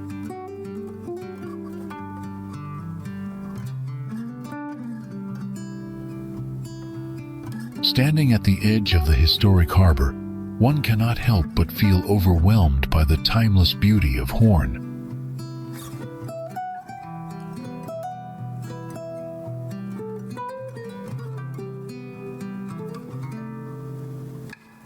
This charming Dutch city was founded in the early 8th century and soon became a center of trade for the area due to its excellent port.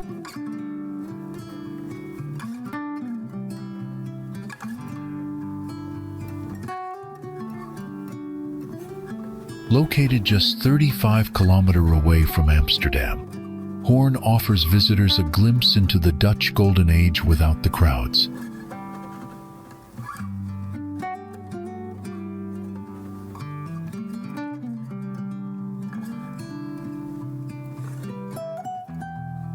The city was very important during the Dutch Golden Age, serving as a crucial base for the Dutch East India Company.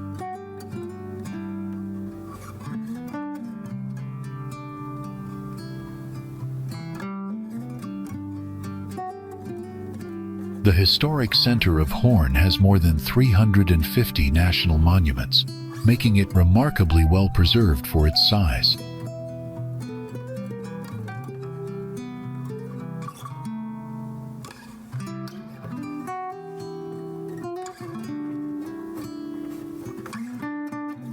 With just over 72,000 inhabitants, this intimate port city maintains its authentic character.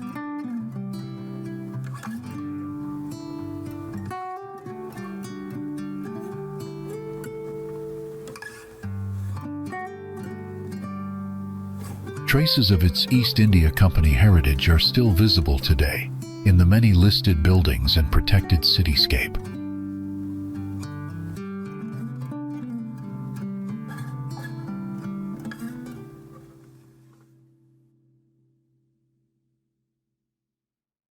The lack of crowds make Hoorn so attractive, and it remains unspoiled by mass tourism.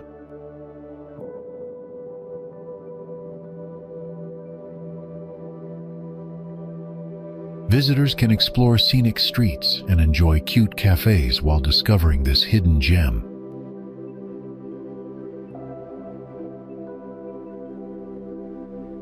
Beyond its historical significance, Hoorn also offers exciting nightlife and hip marinas, blending past and present perfectly.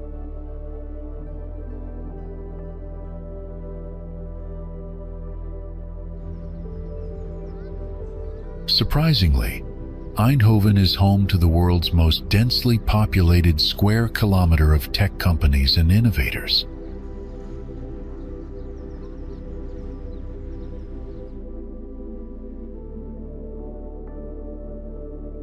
This remarkable concentration of brainpower has earned the city recognition as Europe's smartest square kilometer.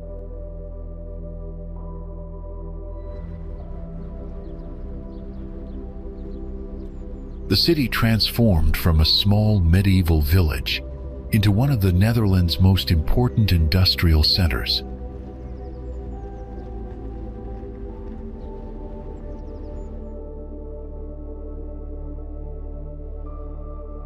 Often referred to as the City of Light, Eindhoven earned this nickname due to its association with the lighting and electronics industry.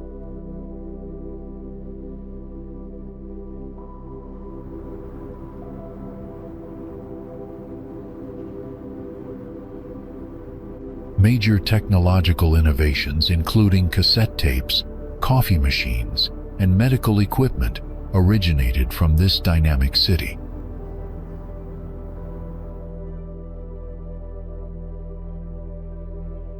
Today, Eindhoven stands as the fifth largest city in the Netherlands, with a vibrant international community.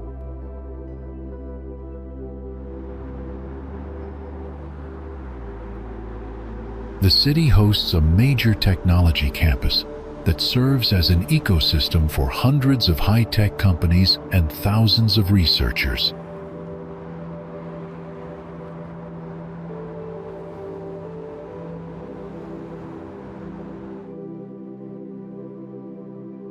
Eindhoven is renowned for its cutting-edge architecture and dedication to modern art and design.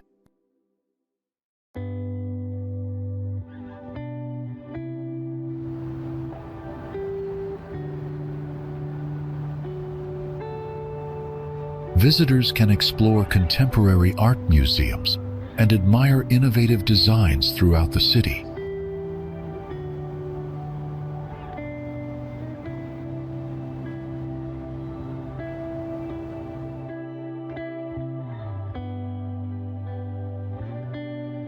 The local football club has achieved significant success in European competitions.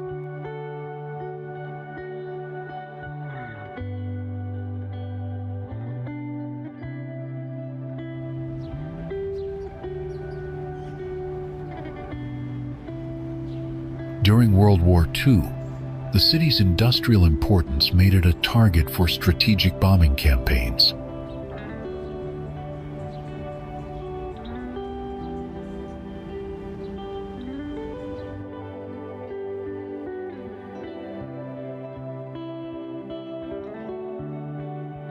The urban landscape seamlessly blends historical elements with futuristic buildings and installations.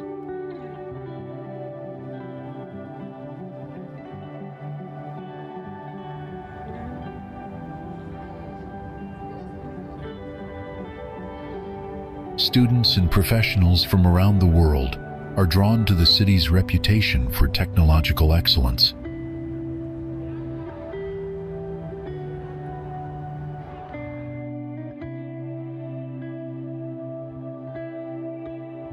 Eindhoven perfectly embodies the Dutch spirit of innovation, creating a unique atmosphere where creativity and technology flourish together.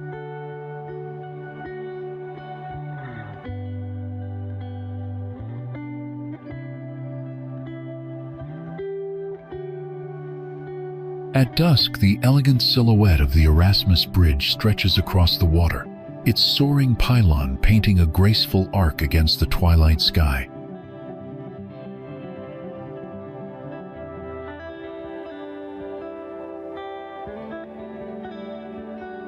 Nicknamed the Swan for its sleek, curved design, this cable-stayed marvel has become an icon of modern Rotterdam.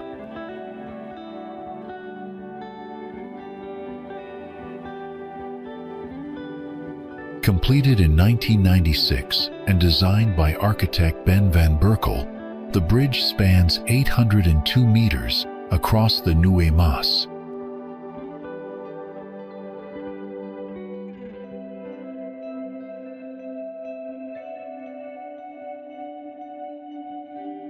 Its single asymmetrical pylon rises 139 meters, anchoring a web of cables that seem to float effortlessly above the river.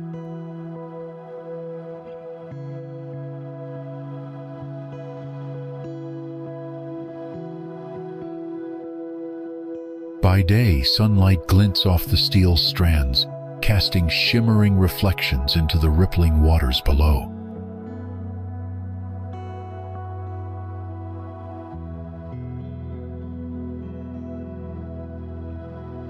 At night, hundreds of LED lights illuminate the structure, creating a luminous beacon visible throughout the city.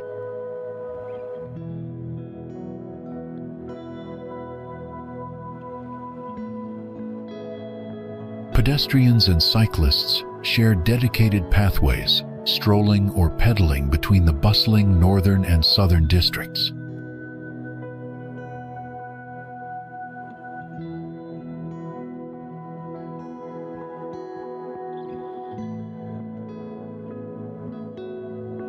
The bridge's lower deck opens on demand, allowing tall ships and cruise liners to pass beneath its lofty span.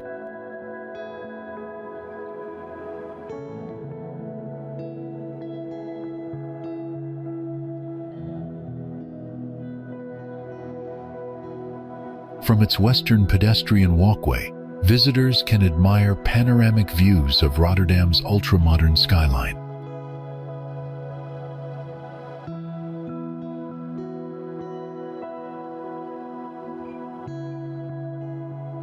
On foggy mornings, the pylon seems to emerge like a ghostly mast from a sea of mist, lending the city an air of mystery.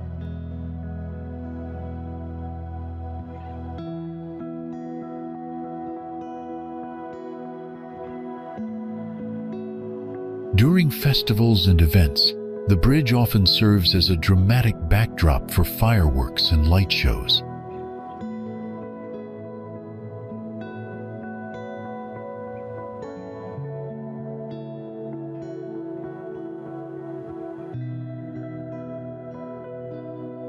For local residents, it is more than a thoroughfare. It is a beloved gathering point and a symbol of urban renewal.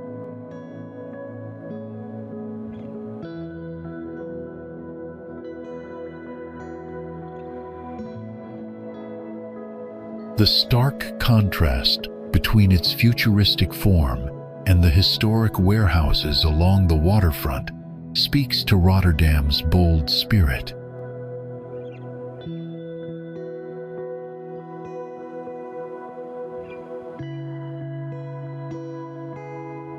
As ships navigate the river, the bridge flexes imperceptibly, a testament to its advanced engineering.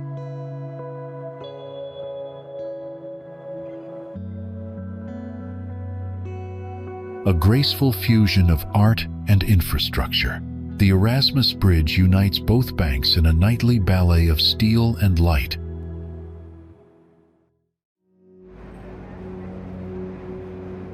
Nemo Science Museum is the largest science museum in the Netherlands, housed in a striking green building designed by architect Renzo Piano.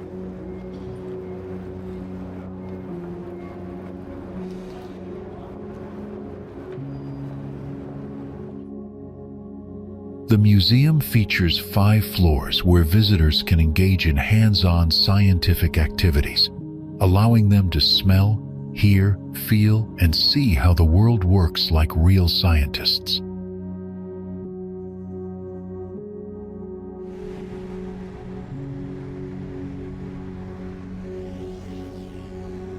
At Nemo, guests can blow gigantic soap bubbles, watch enormous chain reactions, and experiment in a real laboratory.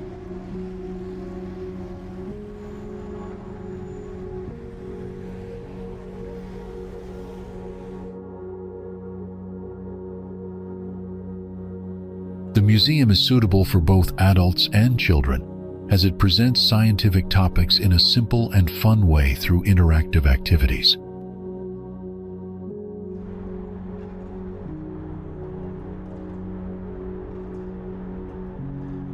Nemo attracts around 728,000 visitors annually, making it the 7th most visited museum in Amsterdam.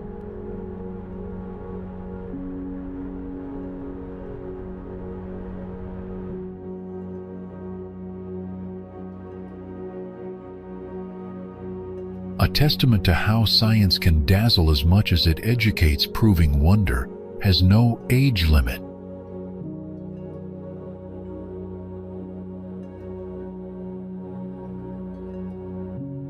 Endless ribbons of vibrant colors stretch across the fertile Dutch countryside, where millions of tulips, daffodils, and hyacinths paint the landscape in brilliant hues that seem to dance in the gentle spring breeze.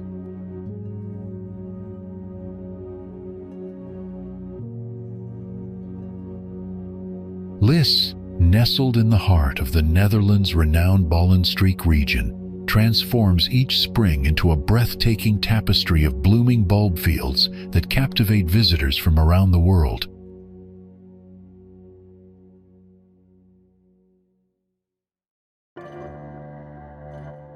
The famous Keukenhof Gardens welcomes over 1 million tourists annually to witness around 7 million tulips blooming across 32 hectares of parkland.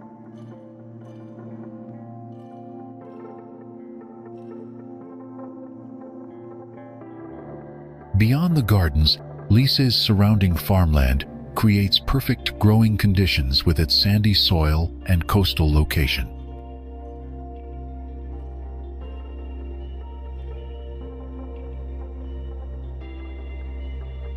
The town's bulb cultivation history began in the late 19th century, establishing it as a cornerstone of Dutch horticultural heritage.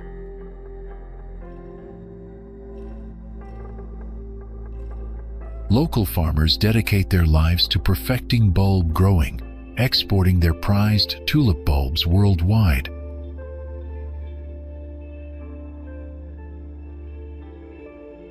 Museum des Zwarte Tulp showcases the fascinating history and cultural significance of this floral tradition.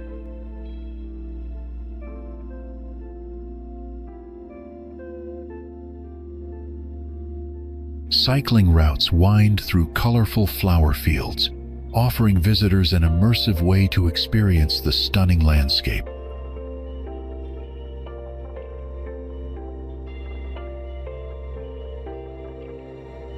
Every spring, roadside flower stalls create a charming rural atmosphere throughout the blooming season.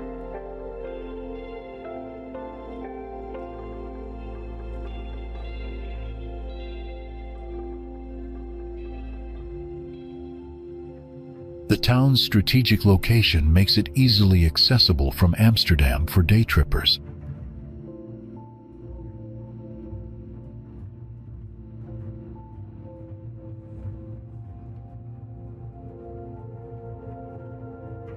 Lisse's seasonal rhythm follows the natural cycle of bulb production, where timing is crucial for both tourism and agriculture.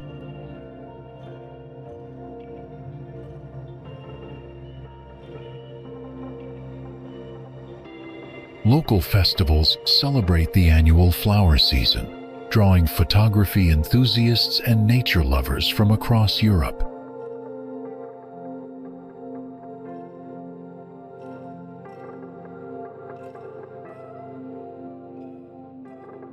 The State Bulb School and Laboratory cement the town's reputation as a center of botanical research and education.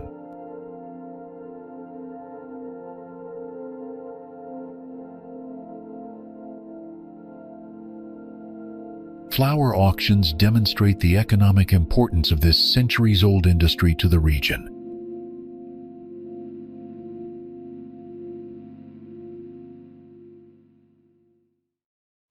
In Lisse, agricultural heritage, scenic landscapes, and eco-friendly tourism blend seamlessly into a unified experience.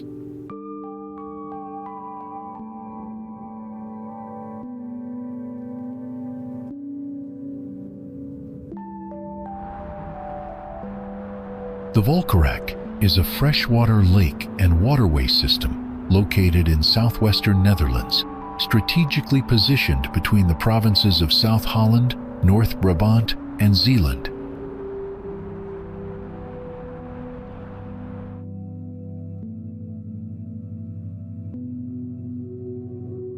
Designed to protect the Netherlands from devastating floods, while creating new freshwater resources.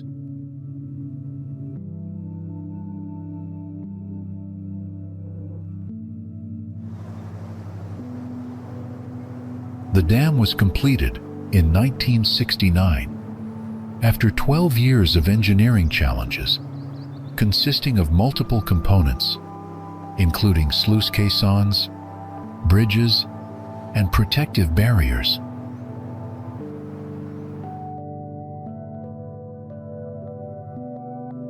Lake Volkerak-Zoom was created in 1987 by isolating a part of the eastern Scheldt estuary, transforming saltwater into a 6,000-hectare freshwater lake.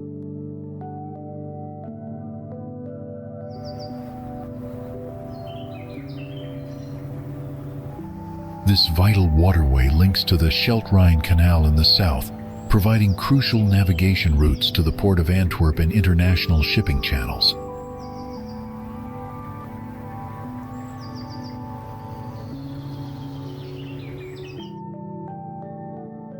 Today, the Volkerak-Zoom serves multiple purposes, including flood protection, freshwater supply, recreation, and nature conservation within a designated nature reserve.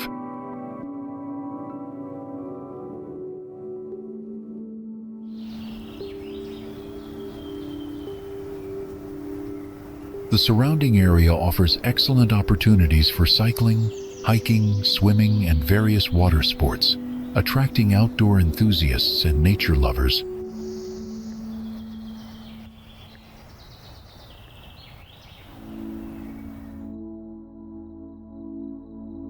The Volkerak region exemplifies Dutch water management expertise, successfully balancing flood protection, ecological preservation, and recreational development in one integrated system.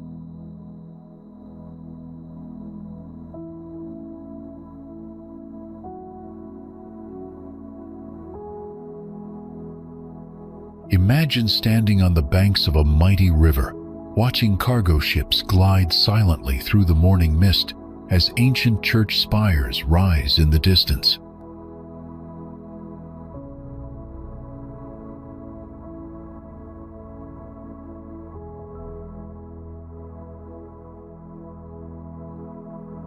This is the Waal River, the Netherlands' most powerful waterway, and the main branch of the Rhine River system.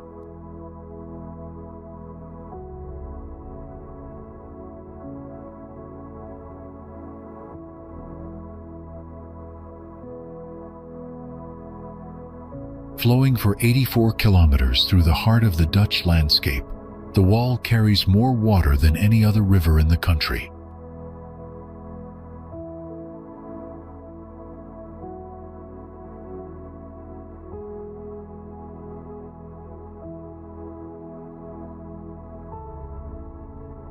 It begins near the German border at Millingen aan de Rijn, where the Rhine splits into multiple channels.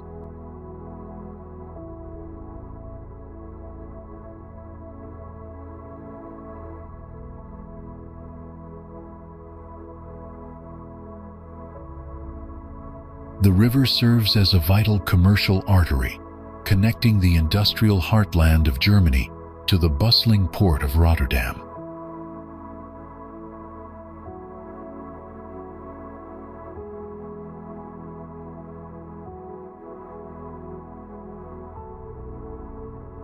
Massive container ships and barges navigate its waters daily, carrying goods across Europe.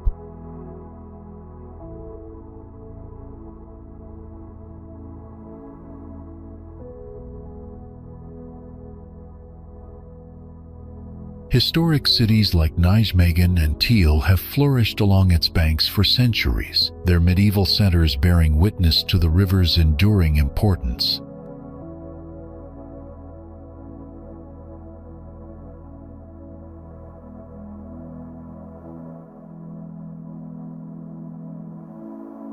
The Waal's floodplains support diverse ecosystems, providing habitat for numerous bird species and aquatic life.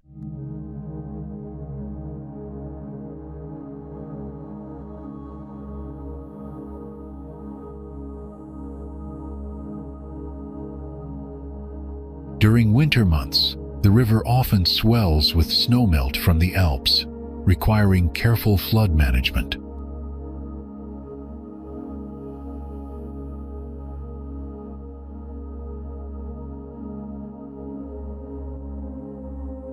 Modern engineering projects, including the Room for the River program, have reshaped parts of the Waal to prevent devastating floods.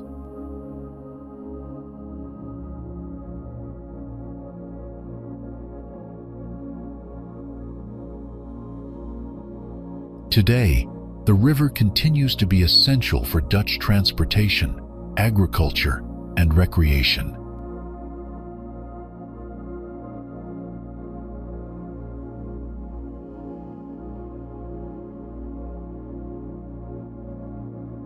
Cyclists follow scenic routes along its embankments, while locals enjoy riverside cafes and river cruises.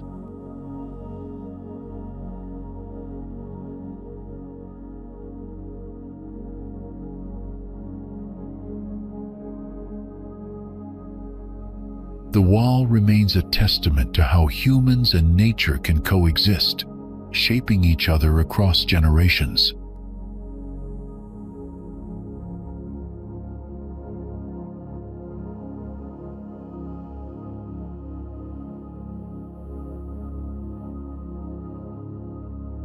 Its steady flow connects past and present, carrying both history and hope toward the North Sea.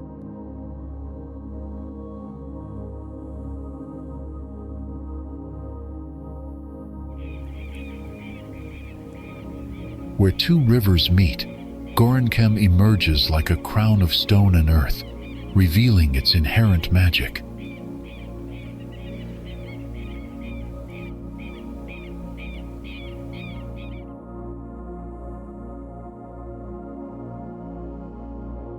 This star-shaped fortress city rises from the Dutch landscape, like a geometric poem written in brick and bastion.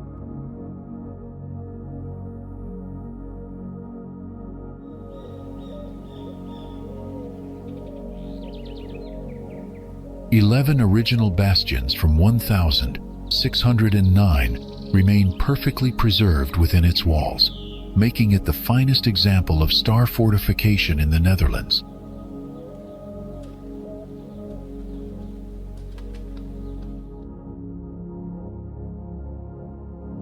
The ramparts form a green necklace around the medieval heart, each curve and angle designed by military minds who dreamed in mathematics and defense.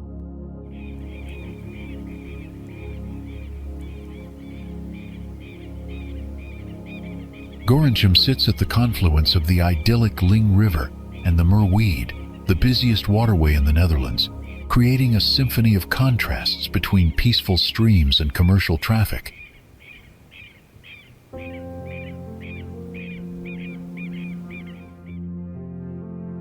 The fortress walls whisper tales of the martyrs of Gorinchem, 19 Catholic clergymen hanged in 1572 for refusing to renounce their faith, their courage echoing through centuries.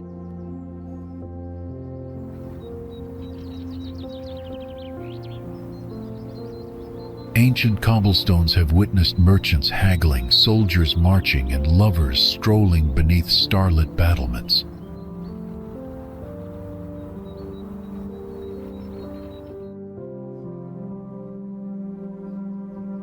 Nowadays, the rampart completely surrounds the city with a pedestrian path, offering spectacular river views found nowhere else.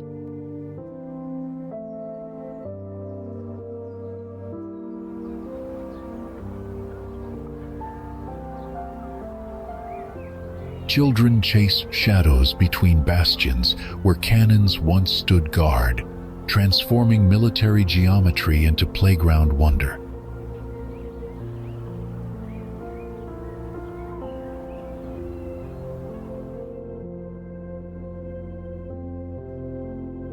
The fortress breathes with modern life while honoring its martial past, proving that some cities are born warriors but choose to become poets.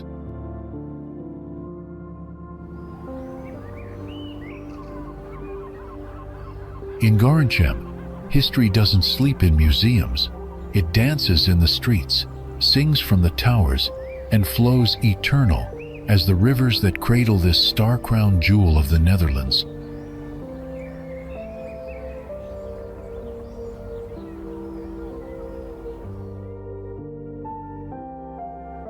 As Holland's oldest city, Nijmegen wears its age remarkably well. Its Roman foundations now support a lively student heartbeat.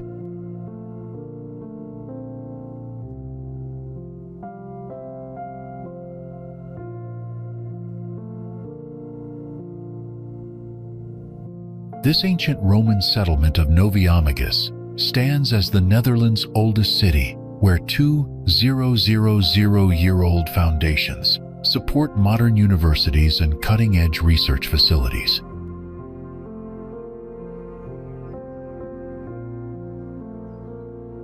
Archaeological treasures from Emperor Trajan's reign lie buried beneath bustling shopping districts and contemporary cafes.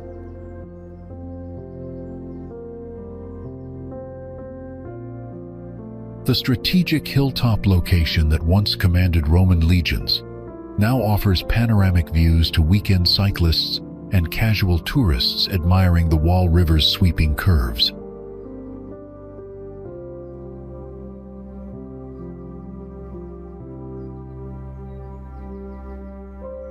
Crowning the city like a green jewel, a magnificent hilltop park features medieval chapel ruins standing sentinel over its terraced gardens and walking paths.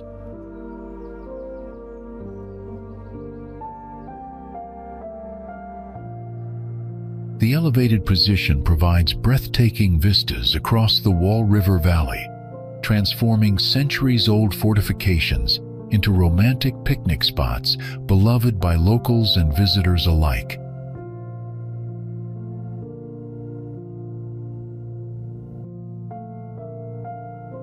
Cobblestone streets wind through the historic quarter, lined with Renaissance merchants' houses whose ornate gables tell stories of prosperity and resilience.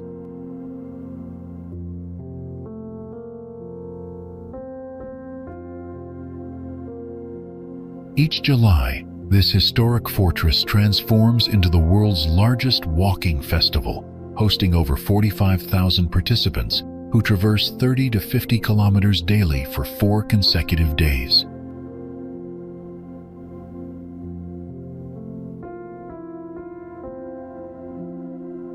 The International 4 Days Marches sees participants aged from 11 to over 90, conquering landscapes where Roman soldiers once patrolled.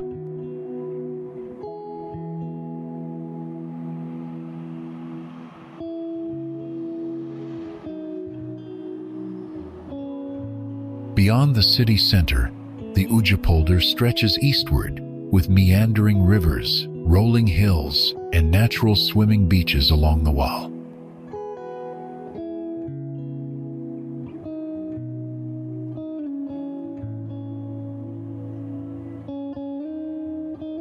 Students cycle through streets where Charlemagne once held court, creating a living tapestry where ancient stones witness modern dreams.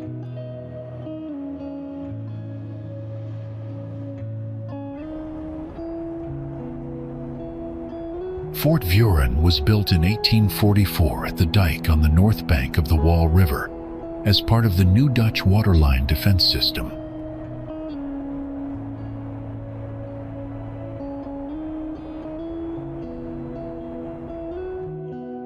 Originally an earthen redoubt and lunette, it was reinforced between 1847 and 1851 with a bomb-proof round tower measuring 40 meters in diameter and featuring 3 levels. Advances in artillery prompted the removal of the tower's first floor between 1874 and 1879, and the addition of a bomb-resistant barracks on the northern lunette.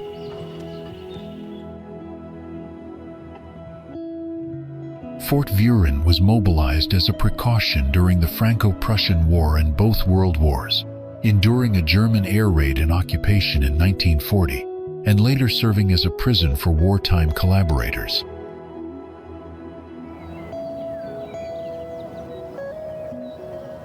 Nowadays, this historic fortress has been restored and opened to the public, offering unique accommodation in its restored casemates and hosting events in its atmospheric bomb shelters and chambers.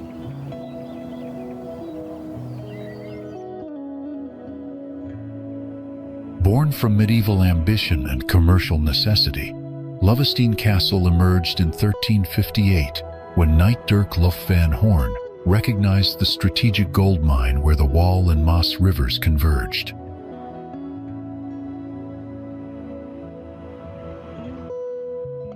Initially constructed as a simple square brick fortress, its primary purpose was to extract tolls from the endless stream of trading vessels, navigating these vital waterways that connected Northern Europe's commercial heartland.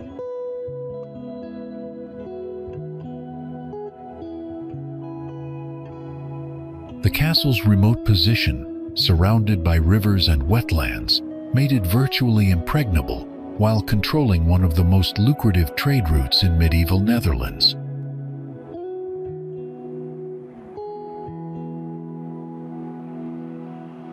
Over centuries, this fortress transformed from toll collector to military stronghold, then into the Dutch Republic's most notorious state prison for political and religious dissidents.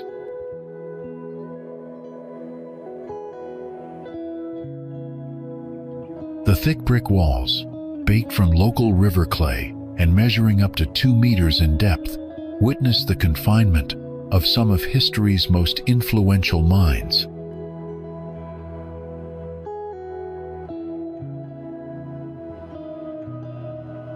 Hugo Grotius, the brilliant lawyer and diplomat known as the father of modern international law, spent 2 years imprisoned here from 1619 for his controversial religious and political views. In 1621, Grotius orchestrated one of history's most audacious prison escapes, hiding in a wooden book chest that his wife Maria van Rijgersburg cleverly used to smuggle him to freedom.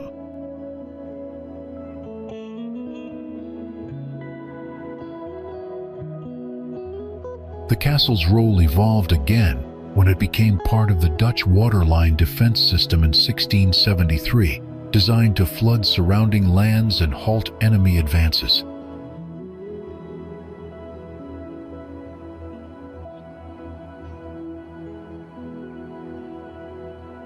During World War II, these ancient walls sheltered the Dutch National Archives and priceless artworks from Nazi destruction.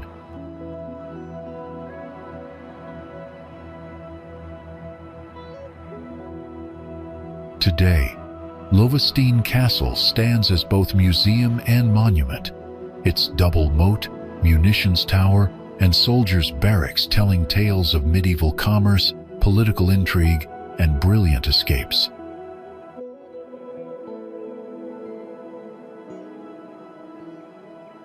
The fortress that once extracted coins from merchants now draws visitors eager to explore its chambers, where Hugo Grotius planned his legendary flight to freedom.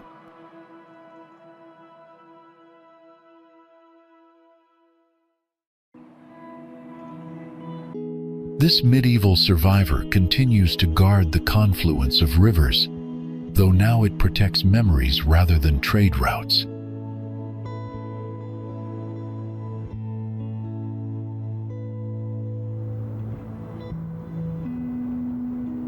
Dordrecht holds the unique distinction of being the oldest city in Holland, having received its city rights in 1220, making it older than Amsterdam by nearly a century.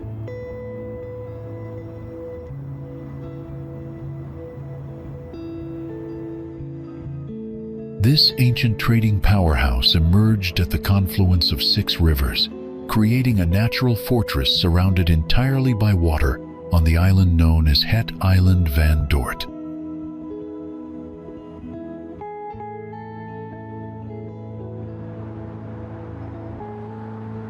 The city's medieval heart preserves over 950 monuments.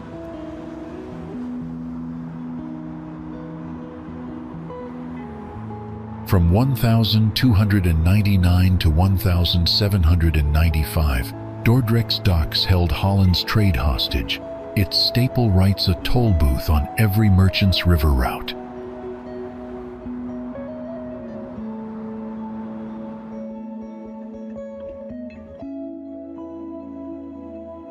This medieval privilege transformed the city into one of Europe's wealthiest trading centers.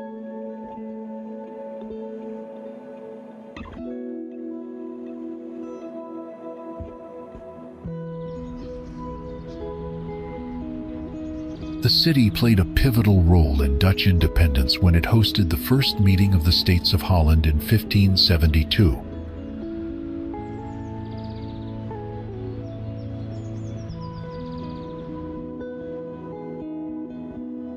Today, Dordrecht enchants visitors with its perfectly preserved medieval atmosphere, where historic harbors bustle with elegant river cruises and traditional sailing vessels.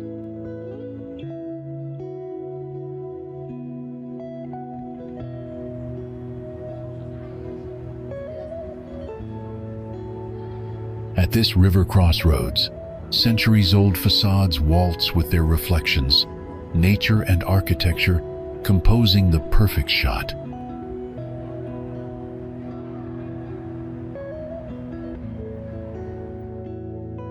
Every step crunches history underfoot. These leaning gables once hoisted trade fortunes, now dangling flower boxes over espresso-scented canal-side chatter.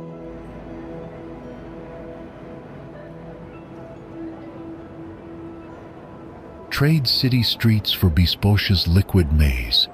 Paddle past diving kingfishers and rustling reeds in Europe's last great tidal wetlands.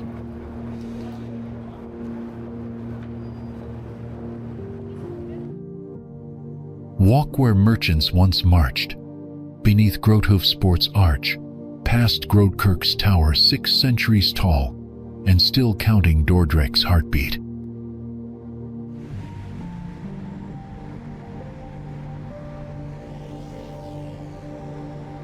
The old harbor area, where countless barges once unloaded exotic goods from distant lands, now welcomes pleasure boats and river cruises that follow the same ancient waterways.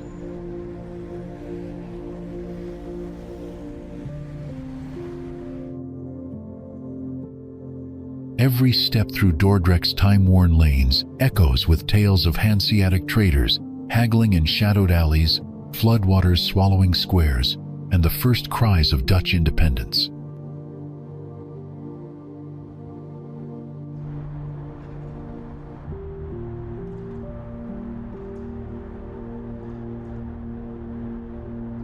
This living museum of Dutch history continues to thrive on its island fortress, proving that some cities are simply too resilient to be conquered by time or tide.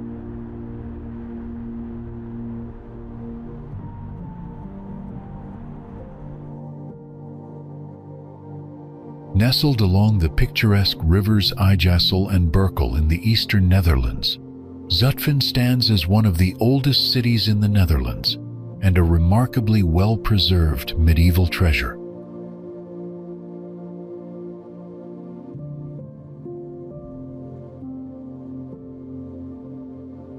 This enchanting Hanseatic city, also known as Torenstad or Tower City, offers visitors an authentic journey through centuries of Dutch history.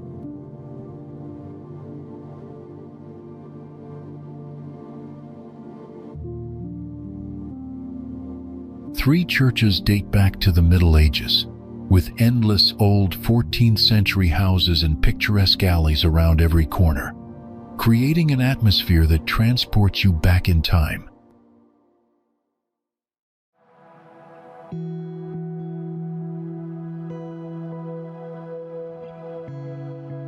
The city's rich heritage dates back to Roman times, with a fortified settlement established in the 4th century AD.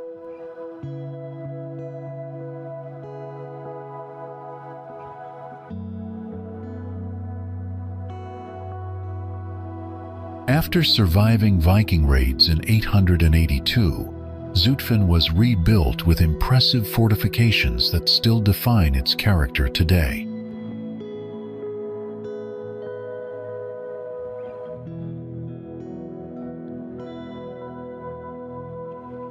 As you wander through the historic inner city, you'll encounter medieval churches, fortified sections, and stately warehouses that showcase the city's prosperous trading past.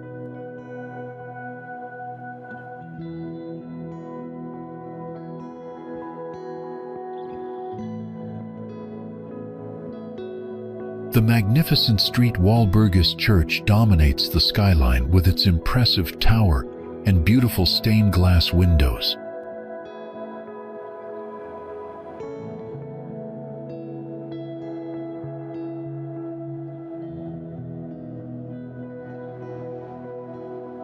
Merchants' houses line the cobblestone streets, testament to Zutphen's membership in the powerful Hanseatic League.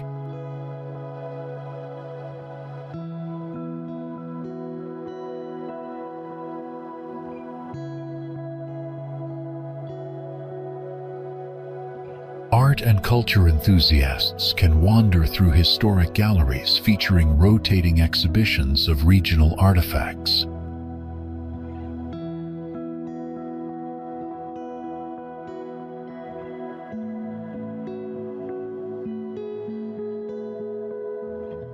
Meanwhile, contemporary art spaces showcase innovative works by local creators, offering fresh insights into modern life.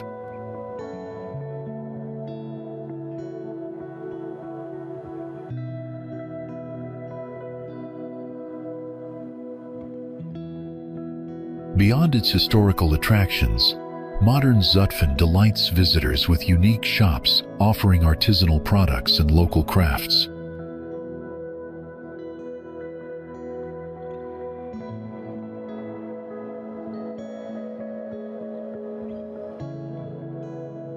Cozy cafes and restaurants serve traditional Dutch cuisine alongside international flavors.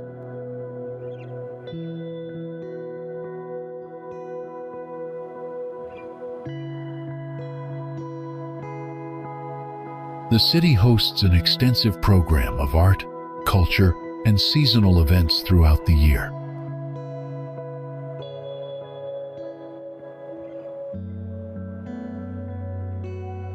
Zutphen's strategic location along two rivers provides beautiful waterfront views and charming walking paths, perfect for leisurely strolls.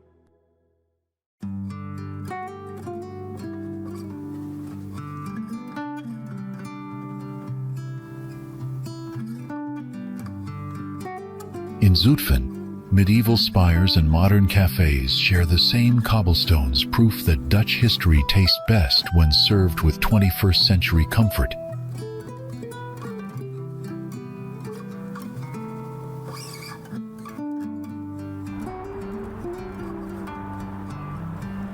Locally known as Den Bosch, Hertogenbosch is a captivating city in the southern Netherlands and the capital of North Brabant province.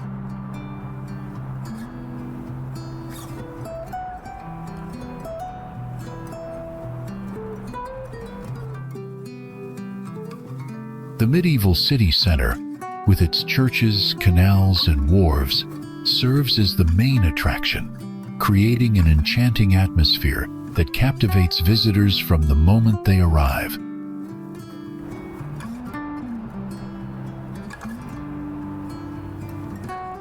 St. John's Cathedral dominates the skyline as the largest cathedral in the Netherlands and the eye-catcher of the city.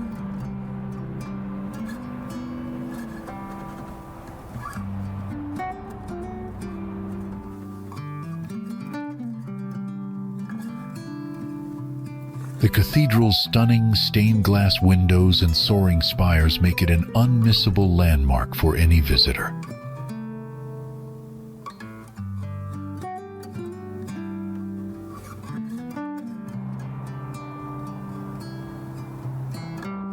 Beyond its architectural marvels, Den Bosch offers unique experiences that you won't find anywhere else in the world.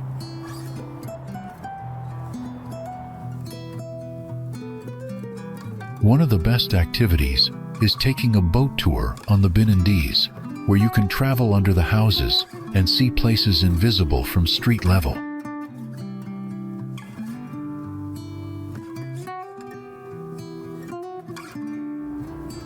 This underground canal system, once the city's medieval waterway, now provides an extraordinary perspective of the city's hidden passages and cellars.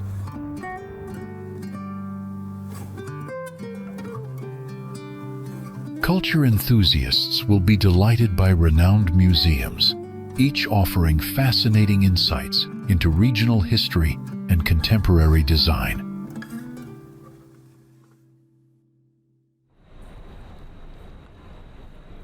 The city is also the birthplace of the famous painter Hieronymus Bosch, and visitors can explore the museum dedicated to him and the Giroux and Bosch Garden with its references to his surreal artwork.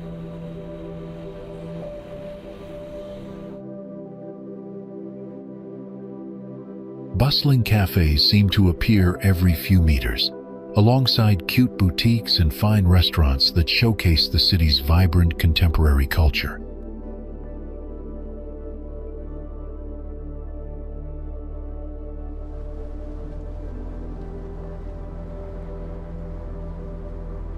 The picturesque Wielenberg district provides perfect opportunities for leisurely strolls through cobblestone streets lined with historic buildings.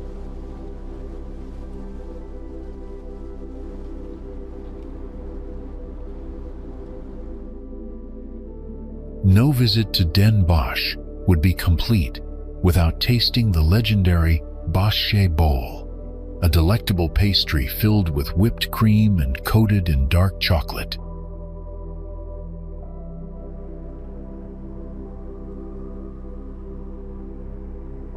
Let the Bosch bowl's chocolate crust crack between bites, while Carillon notes ripple down canals older than the city's name. This is Den Bosch alchemy.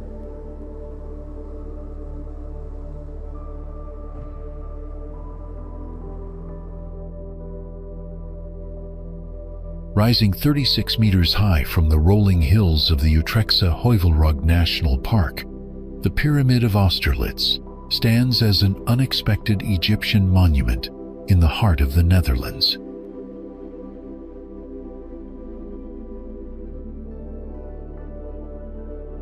Its ancient silhouette creating a surreal vision that stops visitors in their tracks.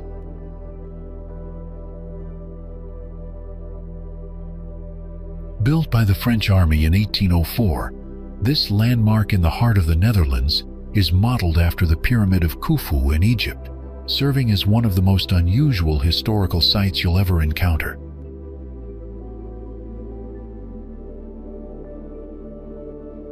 General Marmont had the Pyramid van Austerlitz built as an homage to Napoleon, and to give the 20,000 soldiers something to do.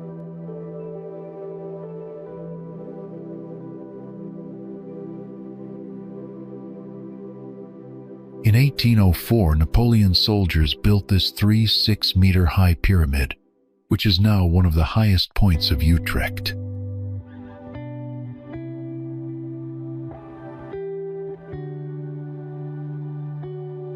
The pyramid's name commemorates Napoleon's famous victory at the Battle of Austerlitz in 1805, connecting this Dutch monument to one of history's most significant military triumphs.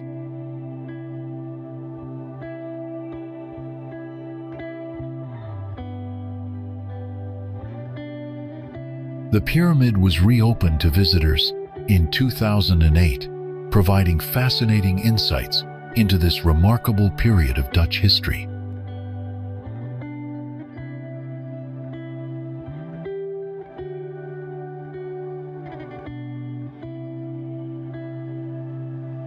Rising unexpectedly from Dutch woodlands, this earthen pyramid whispers of Napoleon's far-reaching ambitions, a must-see for every traveler.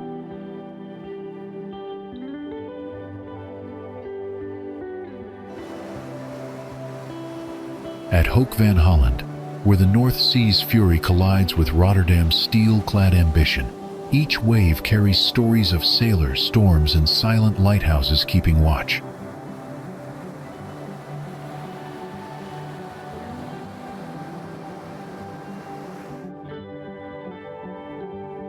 Watch England's ferries kiss the dock beside fish-scented trawlers in this coastal crossroads, where every tide writes a new chapter in Europe's maritime diary.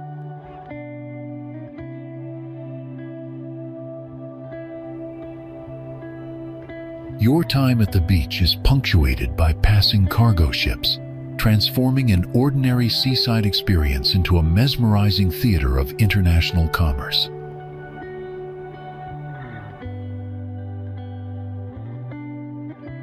Hoek van Holland has a beautiful large beach and a lovely dune area where golden sand meets wild coastal vegetation, creating a natural sanctuary perfect for contemplation and exploration.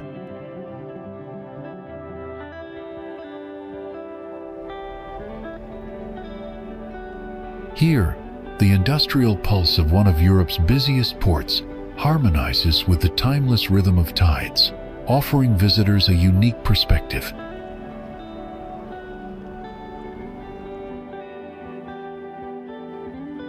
Salt on your lips, the rumble of distant hulls, windmill silhouettes stitching sky to dune. Here, the Netherlands' love affair with water writes its fiercest sonnets.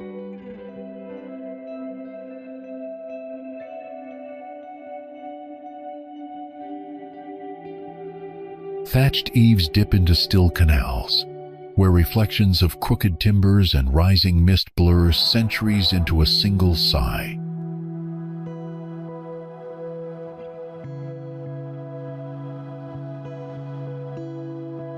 Welcome to Giethoorn, the enchanting water village in Overijssel province.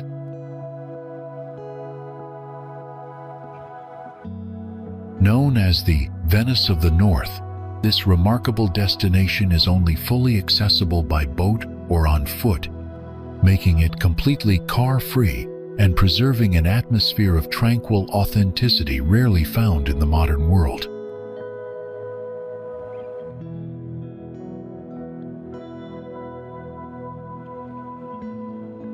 With 2,620 inhabitants, Giethoorn is known for its bridges, waterways, and punts, creating a living museum.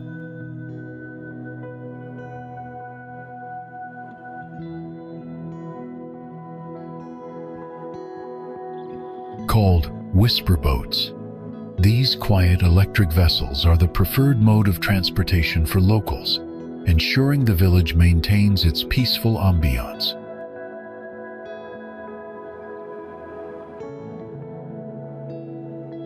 The postman still delivers mail to local residents by boat to this day, a charming reminder of how seamlessly traditional life continues in this aquatic wonderland.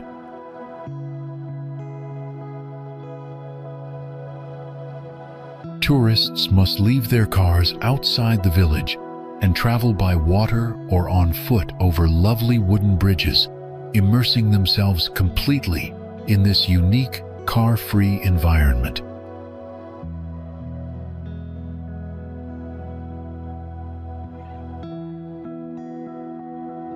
Visitors can explore this magical landscape through various means.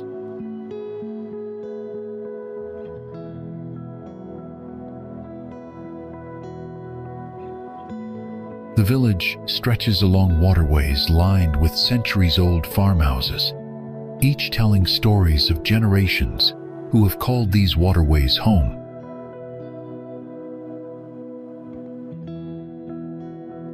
The picturesque canals and charming houses create an almost fairy tale atmosphere that captivates photographers and romantics alike.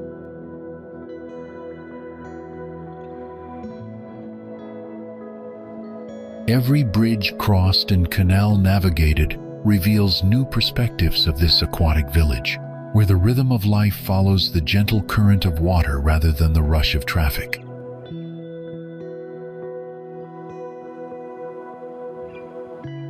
Whether gliding silently through the waterways in a whisper boat or strolling across historic wooden bridges, visitors discover that Giethoorn offers something increasingly rare in our modern world.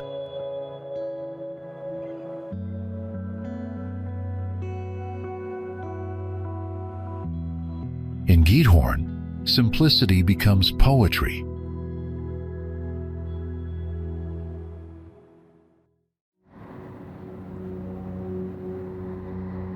Nestled in the heart of Utrecht province, Woerden stands proudly as a hidden gem where authentic Dutch tradition lives and breathes through every cobblestone and canal.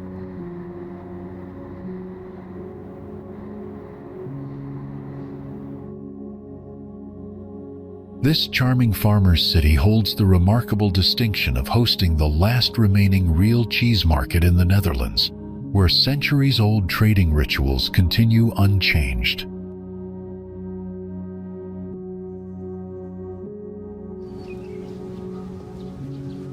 Every Saturday during the summer months, the town square transforms into a living theater of Dutch heritage as farmers gather to trade their finest cheeses using time-honored negotiating methods.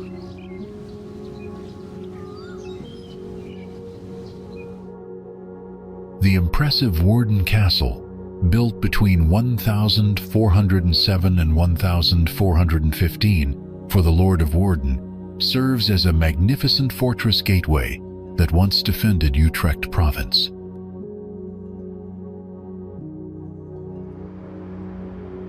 Adventure seekers can climb the 142 steps of the Petrus Tower, affectionately known as the Mini Domtoren of Woerden, to enjoy stunning panoramic views of the city and surrounding countryside.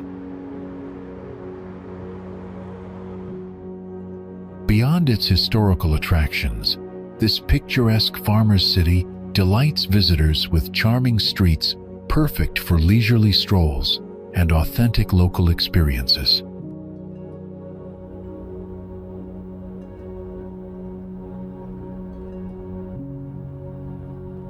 Woerden represents the perfect destination for travelers seeking genuine Dutch culture away from the crowds.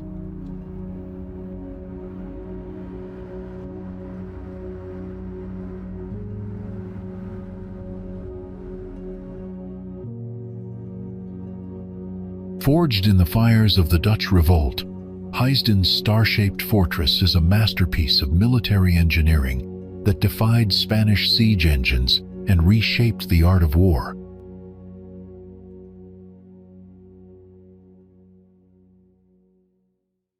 This star-shaped fortification represents the pinnacle of Renaissance military architecture, engineered with geometric precision to maximize defensive capabilities while minimizing the number of soldiers required for protection.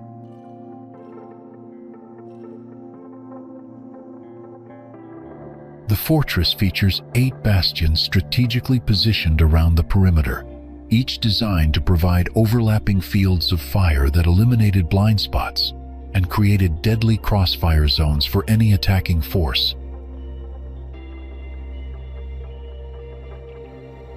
Massive earth ramparts form the backbone of the defensive system, their slope design deflecting cannonballs while absorbing the impact of artillery bombardments that would shatter traditional stone walls.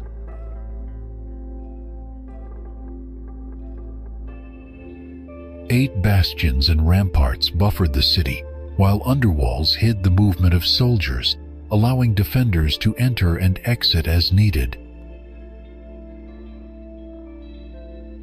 The ingenious water management system utilizes controlled flooding as a defensive weapon, transforming the surrounding landscape into an impassable marsh that channeled attackers into predetermined killing zones.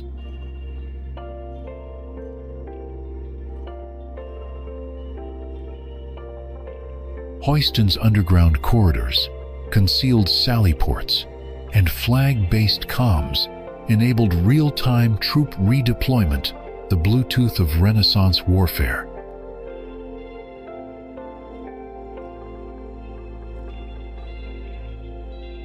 Now meticulously restored, Heisden's bastions showcase Dutch ingenuity, inviting visitors to wander one of Europe's most pristine star forts, where every angle whispers battlefield calculus.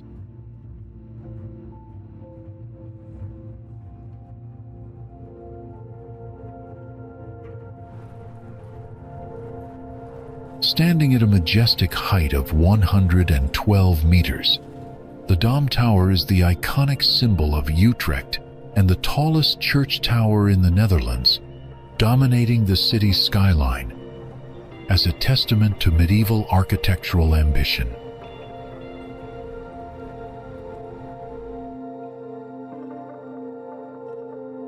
Constructed in the 14th century, this Gothic masterpiece was originally part of the Dom Church, serving as both a spiritual beacon and watchtower for the historic city.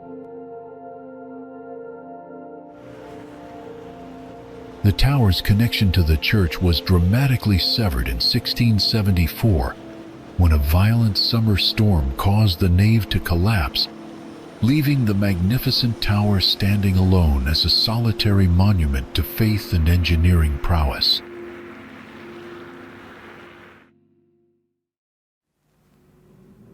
At the top of those 465 heart-pounding steps, Utrecht unfolds like a medieval manuscript, its inked canals, inky towers, and gilded squares glowing in the light.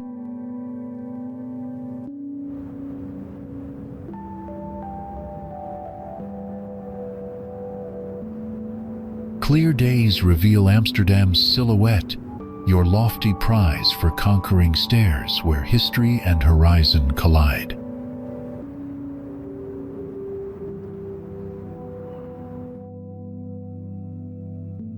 Suspended like a gleaming ribbon between sky and water, the Veluwemeer Aqueduct stands as a breathtaking marvel of engineering and a testament to the harmonious blend of modern design and natural beauty.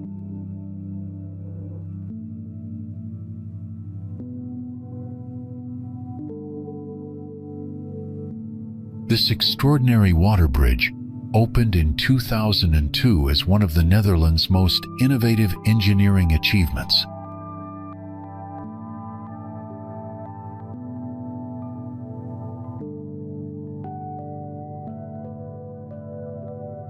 The structure creates the surreal illusion of cars traveling beneath the lake, while boats glide serenely overhead, defying conventional understanding of transportation infrastructure.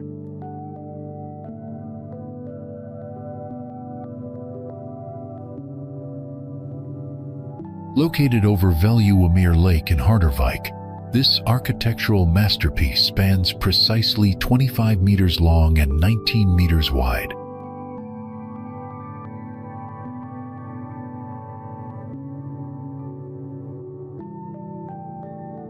Despite its modest dimensions, it stands as the shortest navigable aqueduct in the world, yet arguably the most spectacular in terms of visual impact.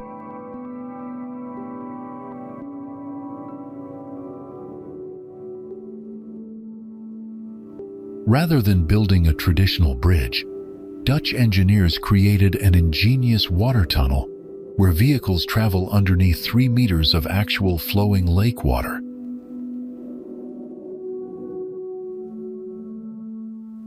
The aqueduct supports the vital N302 road that connects Flevoland, the world's largest man-made island, to the Dutch mainland.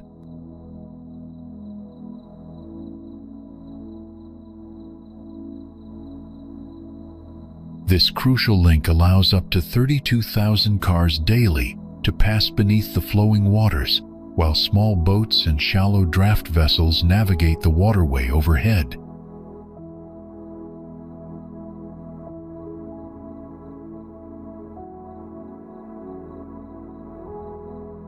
The structure utilizes an impressive 22,000 cubic meters of waterproof concrete and reinforced steel to support the enormous weight of water above.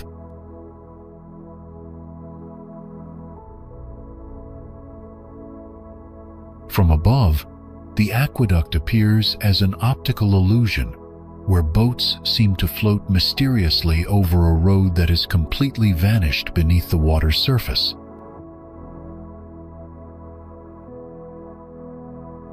When viewed from the driver's perspective below, the experience creates an otherworldly sensation of traveling through a genuine aquatic tunnel, while marine life continues normally above.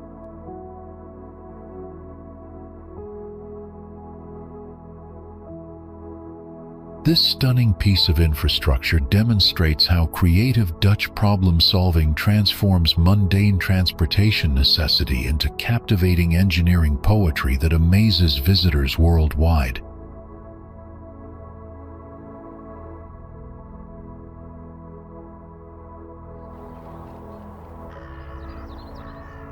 Born from the waves by Dutch determination, Flevoland stands as the Netherlands' newest province, a testament to mankind's defiance of the sea.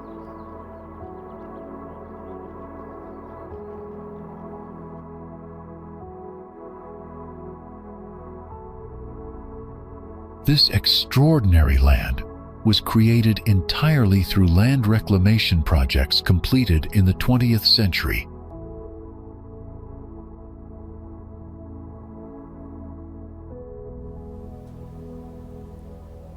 This entirely man-made territory consists of two main sections, Eastern Flevoland and Southern Flevoland, where modern cities like Almere and Lelystad rose from nothingness to become models of innovative urban planning.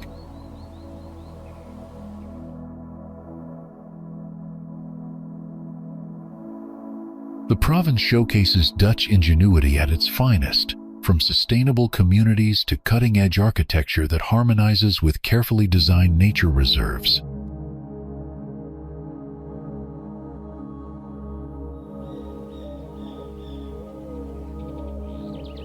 Flevoland dominates the country's floral industry with over 5,000 hectares of tulip fields, making it Holland's largest flower bulb region and a spectacular alternative to crowded Keukenhof.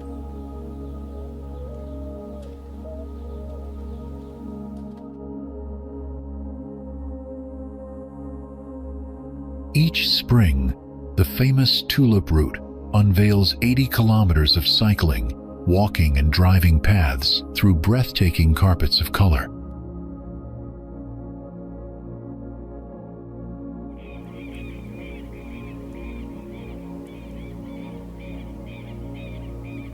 Beyond the vibrant blooms, endless agricultural lands demonstrate the polder's remarkable productivity through efficient modern farming techniques.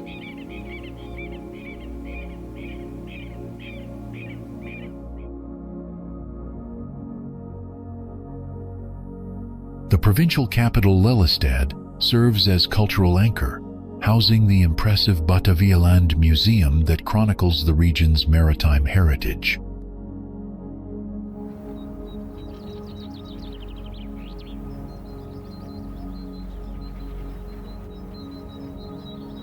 With its perfectly flat terrain crisscrossed by cycling paths, Flevoland offers quintessential Dutch countryside experiences.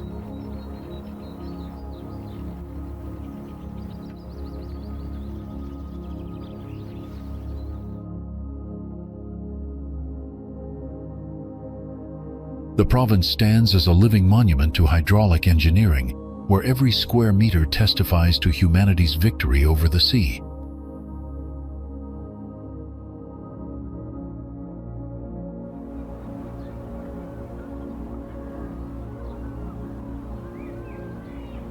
Visitors encounter a unique blend of planned nature and contemporary urban development unlike anywhere else in the world.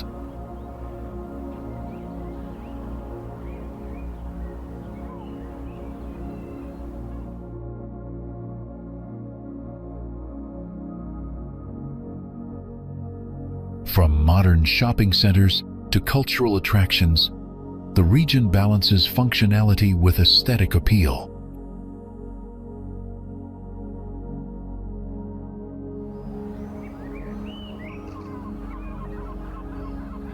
The landscape tells a continuous story of transformation, where former seabeds now support thriving communities.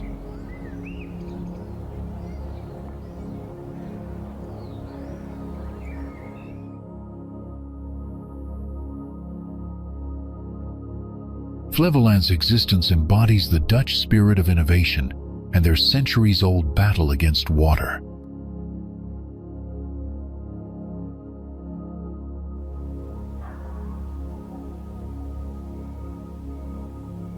More than just reclaimed land, it represents a visionary blueprint for sustainable living and thoughtful spatial design that continues to evolve.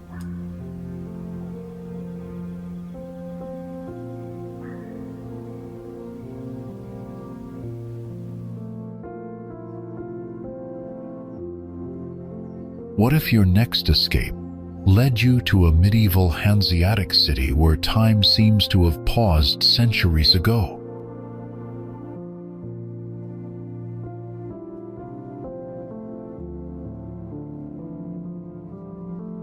Kampen is an age-old Hanseatic city with an exceptionally dynamic character, featuring magnificent riverfront along the IJssel and impressive historical gates.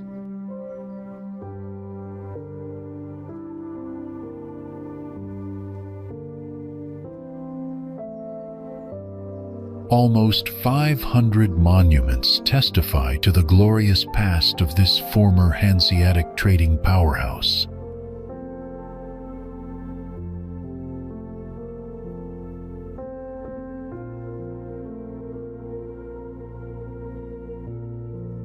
The city's strategic position on the IJssel River once made it one of the most important trading centers in Northern Europe during the Middle Ages.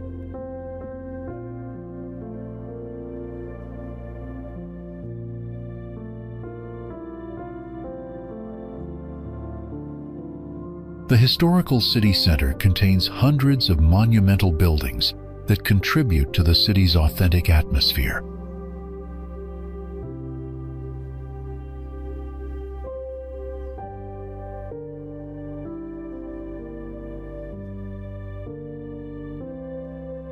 Walking through Kampen feels like stepping into a living open-air museum where medieval architecture tells stories of prosperity and maritime commerce.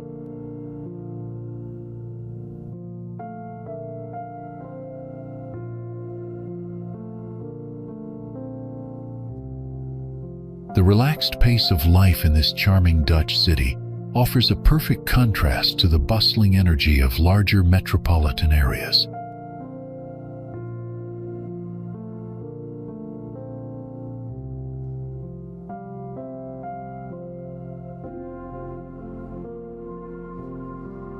Visitors can enjoy the relaxed pace of life while exploring the medieval town's unique character.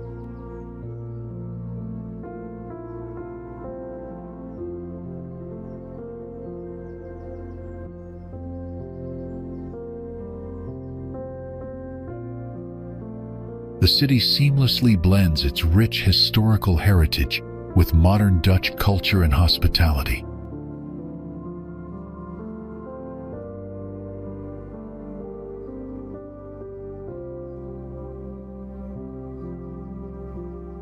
Throughout the year, many events are organized, ensuring there's always something to enjoy for visitors seeking authentic Dutch experiences.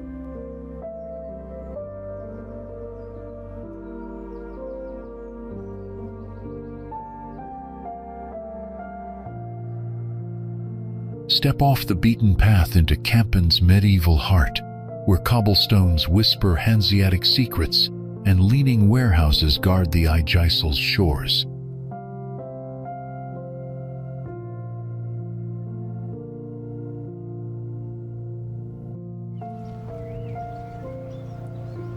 Looking for a city where Dutch pragmatism dances with European romance?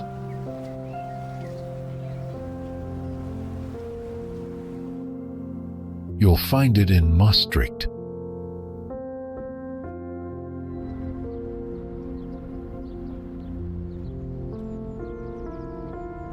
Nestled along the Meuse River in the southernmost Netherlands, this ancient city traces its roots to Roman settlers in 50 AD.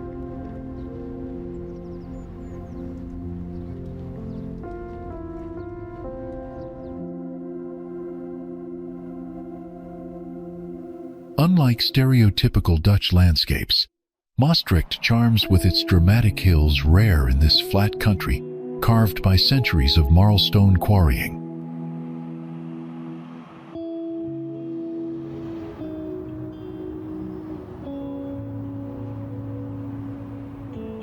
Dutch efficiency meets Burgundian indulgence, seen in its cafe-lined squares, where locals savor vlaai and sparkling wines.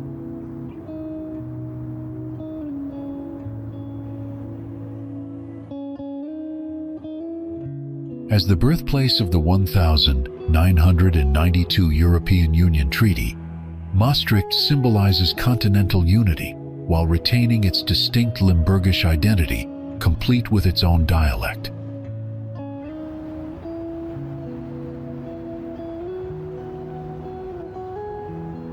The prestigious Maastricht University attracts global scholars, infusing the medieval center with youthful energy amid 13th century churches and hidden courtyards.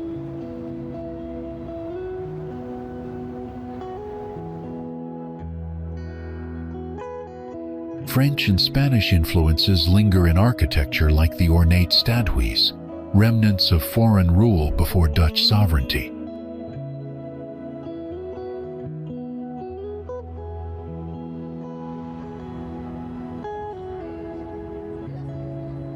Walkable streets reveal surprises, a Gothic church reborn as a bookstore, or candlelit tunnels where monks once mined limestone.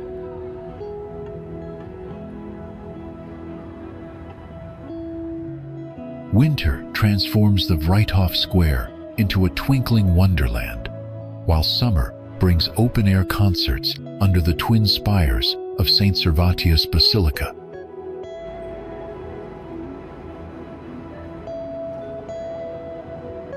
The city's culinary scene rivals Amsterdam's, from Michelin-starred kitchens to friet stalls serving golden fries with truffle mayo.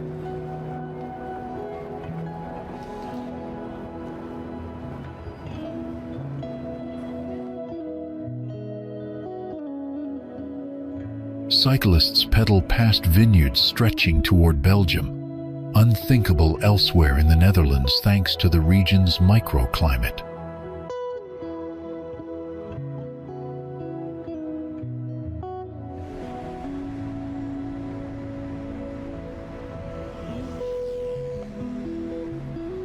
At dusk, the Meuse reflects lantern-lit bridges, while students toast with locally brewed beer in centuries-old pubs.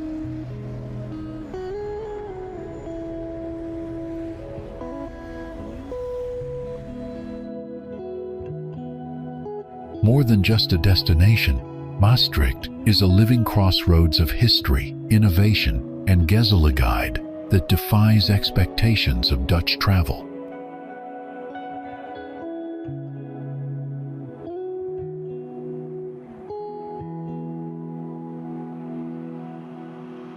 It only takes one breath in Zaandam to know you're somewhere unforgettable.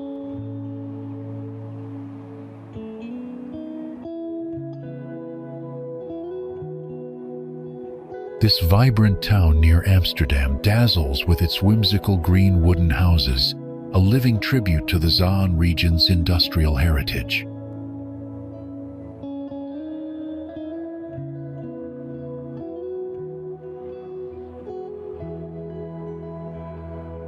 The scent of cocoa and spices still lingers near historic windmills that once powered the Dutch Golden Age's factories.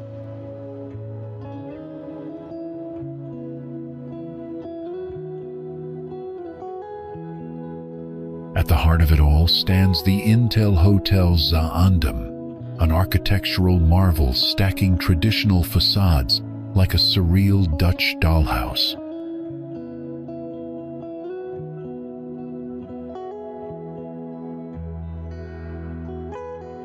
Stroll along the Zaanse River, where clogs were mass-produced in the 1702, their echoes now replaced by buzzing waterfront cafes.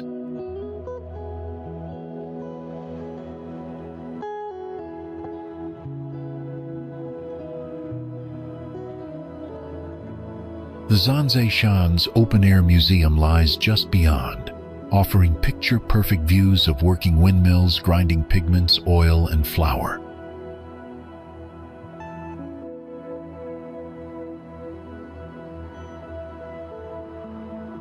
In industrial warehouses have been reborn as chic boutiques and galleries, blending the past with cutting-edge design.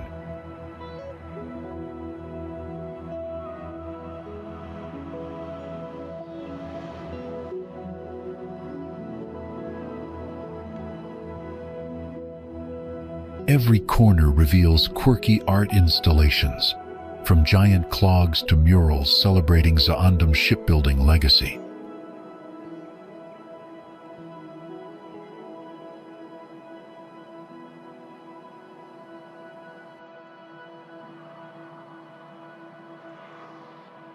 The town thrums with energy from commuters to Amsterdam, yet maintains its own proud identity.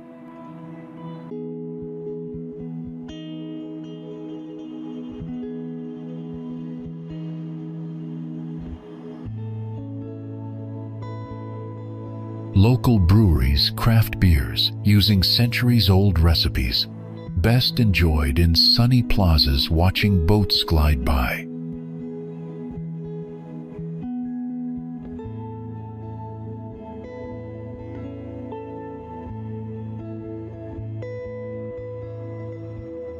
On weekends, the market overflows with Gouda, stroopwafels, and hand-painted Delftware.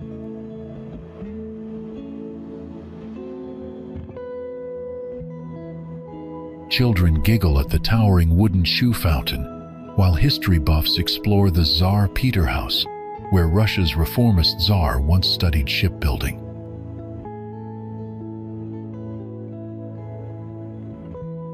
Zaandam defies expectations, where a 15-minute train ride from Amsterdam drops you into a world of candy-colored nostalgia and innovation.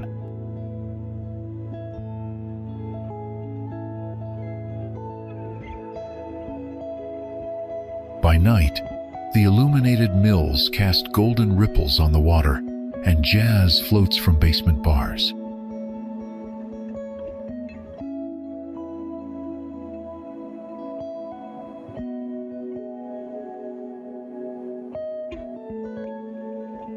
To visit is to witness how the Dutch honor their past while boldly reinventing it.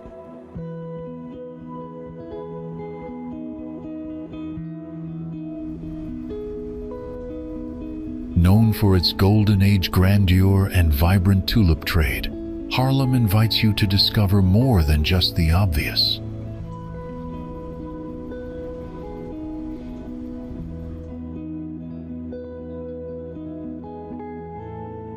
This charming city, just 15 minutes from Amsterdam, unfolds like a storybook, with its cobbled groat-marked square dominated by the imposing Street Bavo Church.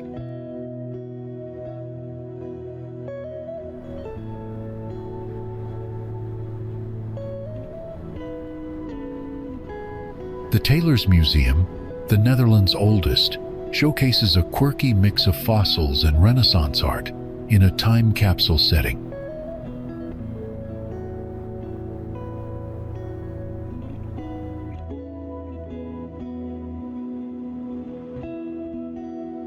Haarlem's hidden courtyards, built as 17th century almshouses, now bloom with secret gardens behind unassuming doors.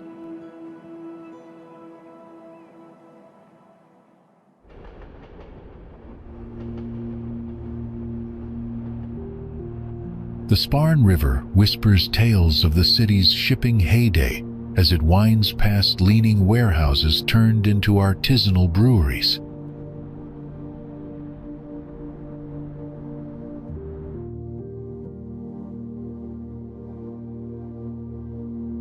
Frans Hals, the master of lively group portraits, left his mark here. His museum immerses visitors in rollicking 1,600-second tavern scenes.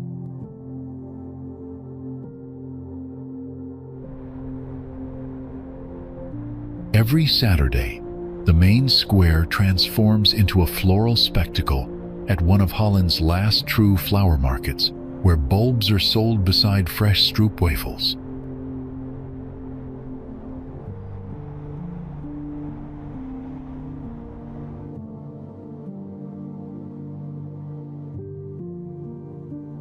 The city's industrial past resurfaces at the former Philips factory, now a creative hub housing studios and vegan cafes.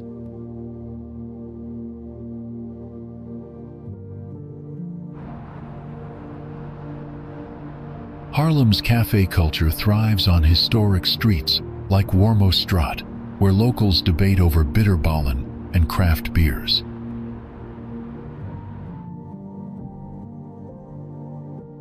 The Amsterdam's port, the sole surviving medieval gate, stands sentinel as trams rattle past 21st century boutiques.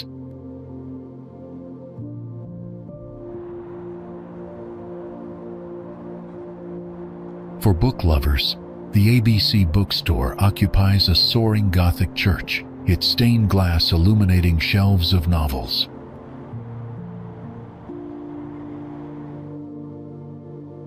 Spring brings a carpet of crocuses to the Haarlemmerhout, the country's oldest public park, where deer once roamed for noble hunters.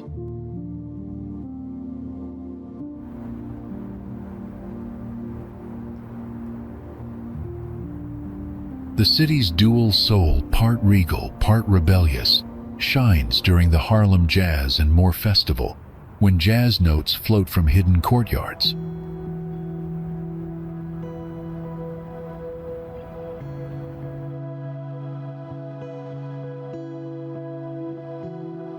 By night, lanterns reflect on the Spaarn's dark waters, and candlelit restaurants serve seasonal dishes with locally grown produce.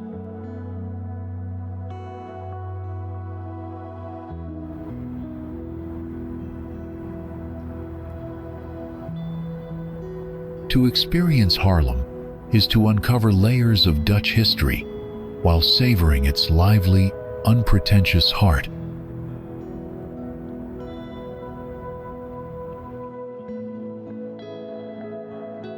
Leiden doesn't just welcome you, it embraces you like a homecoming.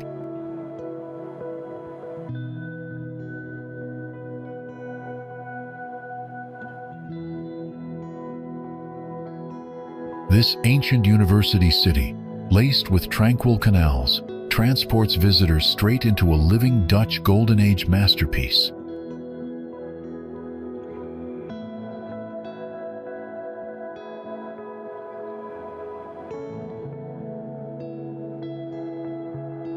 As Rembrandt's birthplace, Leiden carries its millennium of history with effortless grace, where 17th century almshouses conceal blooming secret gardens behind weathered wooden doors.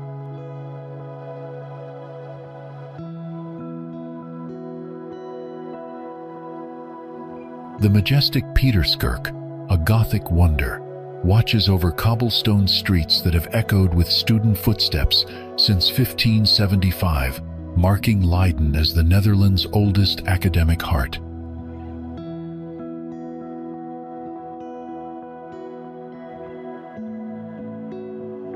The city's 28 kilometers of waterways mirror its intellectual depth, reflecting the silhouettes of historic observatories and the Hortus Botanicus, Europe's first botanical garden.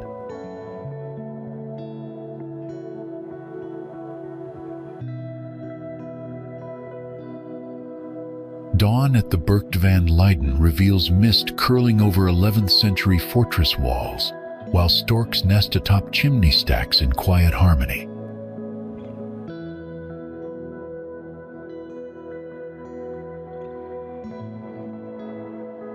The Lachenhal Museum showcases Leiden's textile wealth alongside Mondrian's early works, while the Rijksmuseum van Oud-Hedden displays Egyptian treasures Napoleon left behind.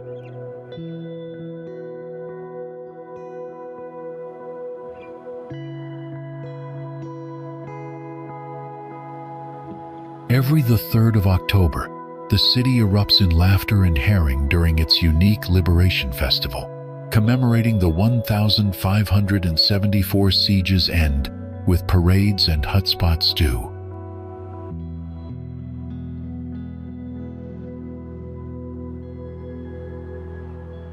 Earning UNESCO's First City of Literature designation, Leiden literally writes poetry on its walls and converted a soaring church into the world's most spectacular academic bookstore.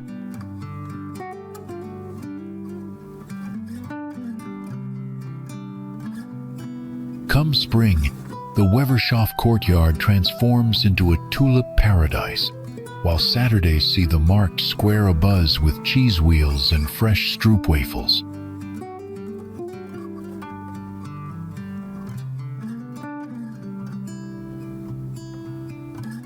As twilight gilds the Rappenberg Canal, dancing lantern light reveals historic houseboats and the very mansions where Spinoza shaped Western philosophy.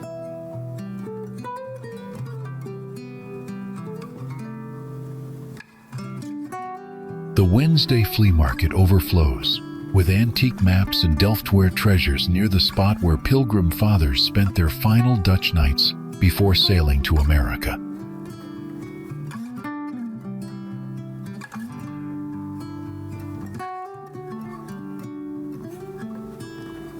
Innovative restaurants now occupy old breweries, serving herring inspired by the city's 1670 fish market.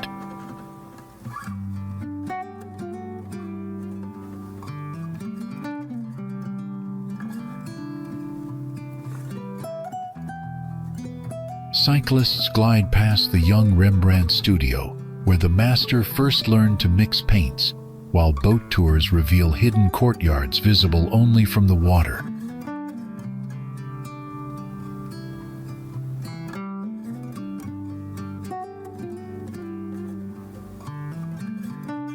Whether punting past 400-year-old gables or hunting flea market treasures, Leiden lingers in the heart, a living tapestry of discovery and gezelligheid, where every stone whispers stories.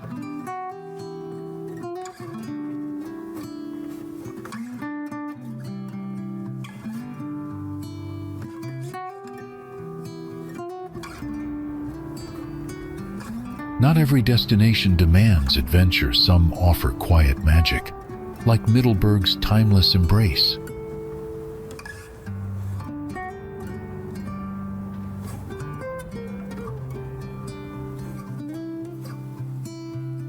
This Zeeland capital, rising like a phoenix from World War II ashes, cradles 8 centuries of history in its circular canals and cobbled lanes.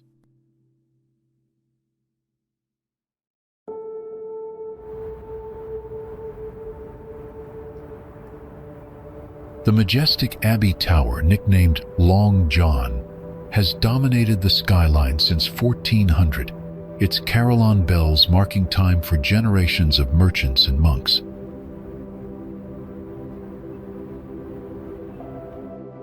Step into the Stadhuis, a wedding cake of Gothic arches and golden statues that whispers of the city's golden age wealth from spice trade. Along the Kuiperspoort, former Cooper's workshops now house artisan studios where the scent of aged oak mingles with oil paints.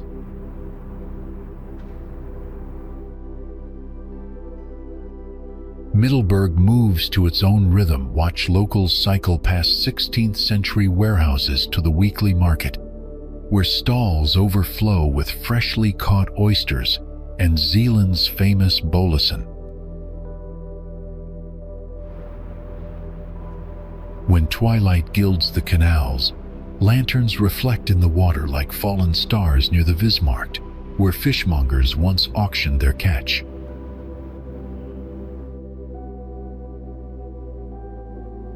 This is a city of quiet surprises.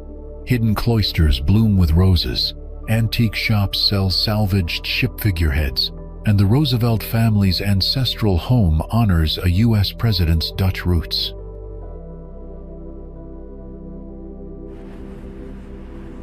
At dusk, join students sipping local blonde beer in cafes that were once VOC trading offices.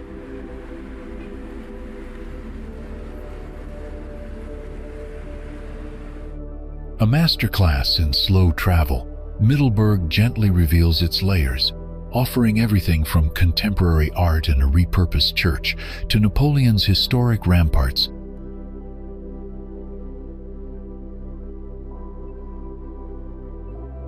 Few travelers know that Alkmaar hides one of the world's rarest cheese traditions. 400 years old weighing ritual, performed exactly as it was in 1612.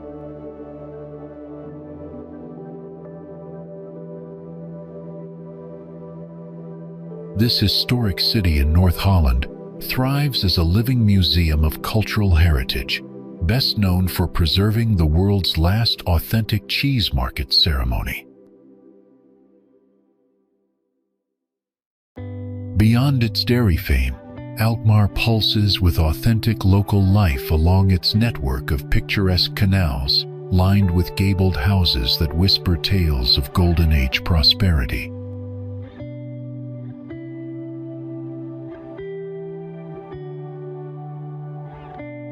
The city's compact center invites leisurely exploration, where cyclists weave past historic landmarks and cozy cafes exude warm Gezelligheid.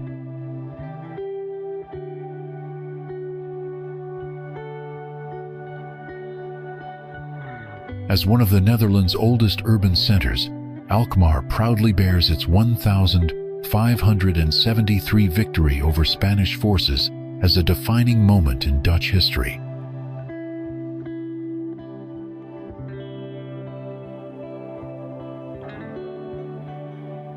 The city's architecture reflects its prosperous past, from medieval churches to Renaissance-era civic buildings, all carefully preserved through the centuries.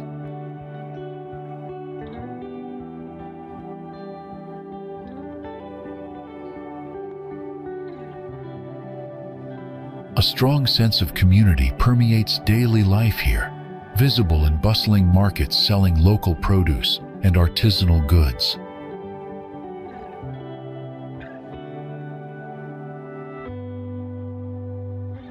Alkmaar maintains a remarkable balance between honoring its heritage and embracing contemporary culture, with innovative restaurants and boutiques occupying historic buildings.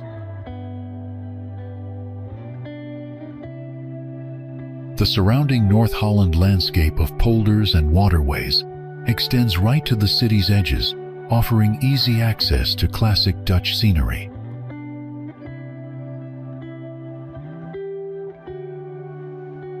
Students and young professionals inject energy into the historic streets, while traditional events like the cheese market continue drawing visitors from around the world.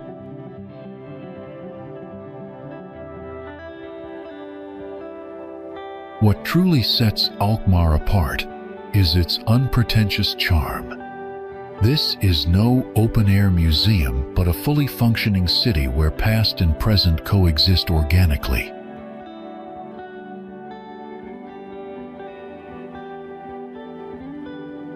The rhythm of life here follows the seasons, from summer terrace gatherings to cozy winter evenings in candlelit brown cafes.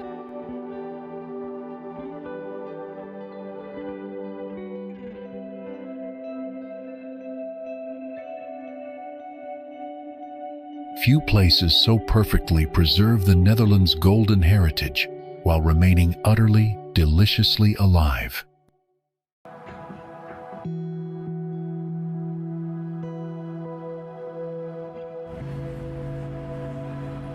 Tucked away in the southwestern province of Zeeland, Vlissingen offers a blend of historic maritime flair and laid-back seaside charm you won't find anywhere else.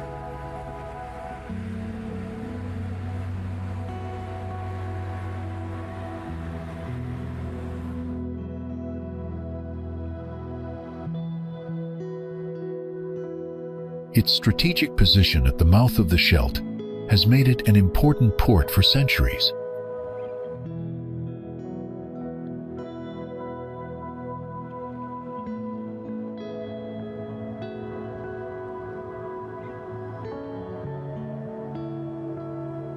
Granted city rights in 1315, it flourished as a hub for naval shipbuilding and trade.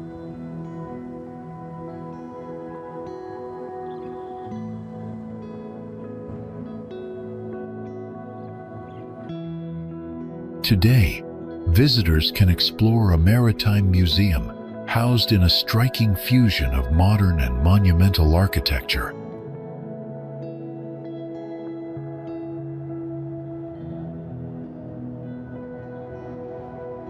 Historic cannon batteries along the boulevard recall centuries of coastal defenses against invaders.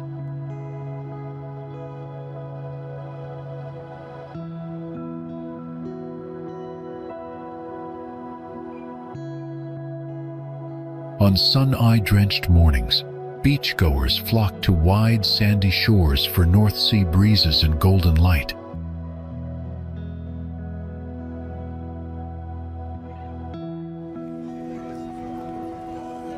A short ferry connects Vlissingen to a neighboring town in under 30 minutes, offering scenic crossings for cyclists and pedestrians.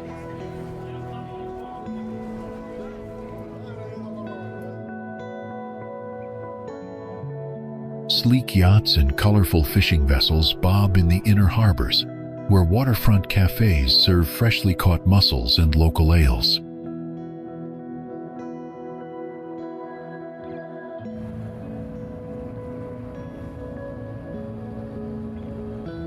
Art lovers enjoy rotating exhibitions showcasing historic ship models and seafaring artifacts.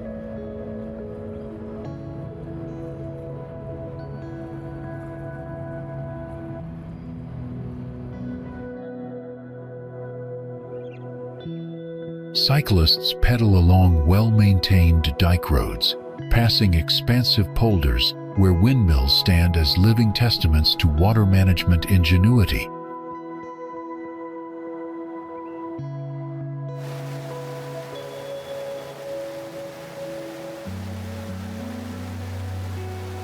Local markets overflow with seasonal produce, artisanal cheeses, and fresh seafood every weekend.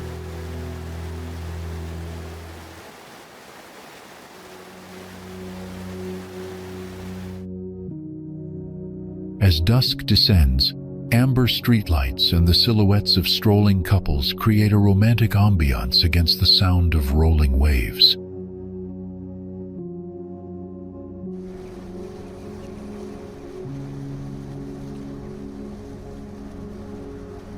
The medieval street plan reveals narrow alleys branching off to hidden gardens and quiet canals.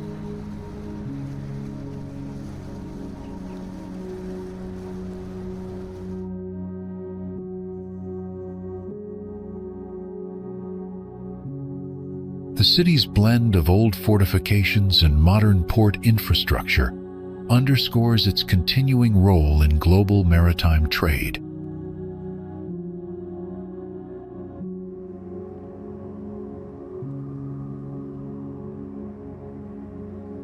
Vlissingen weaves its past and present into an unforgettable coastal tapestry, whether you're tracing seafaring history or savoring ice cream on the quay.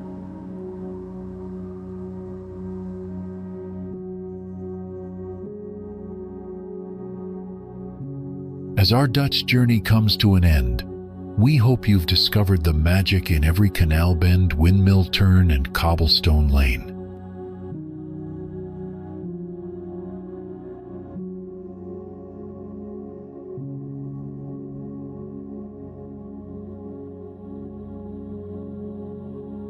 From vibrant tulip fields to graceful canal bridges, each destination shared its own story.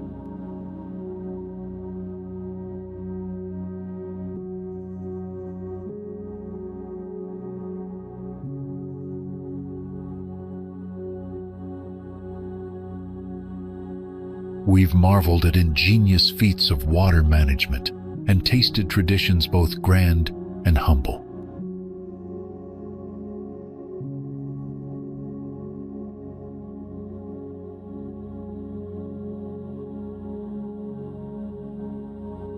Thank you for accompanying us on this journey through a land where past and future harmonize.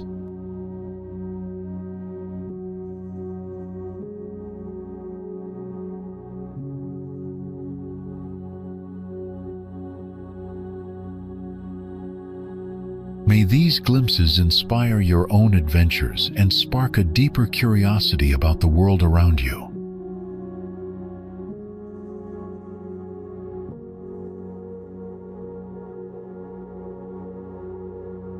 Our shared curiosity made these landmarks truly come alive.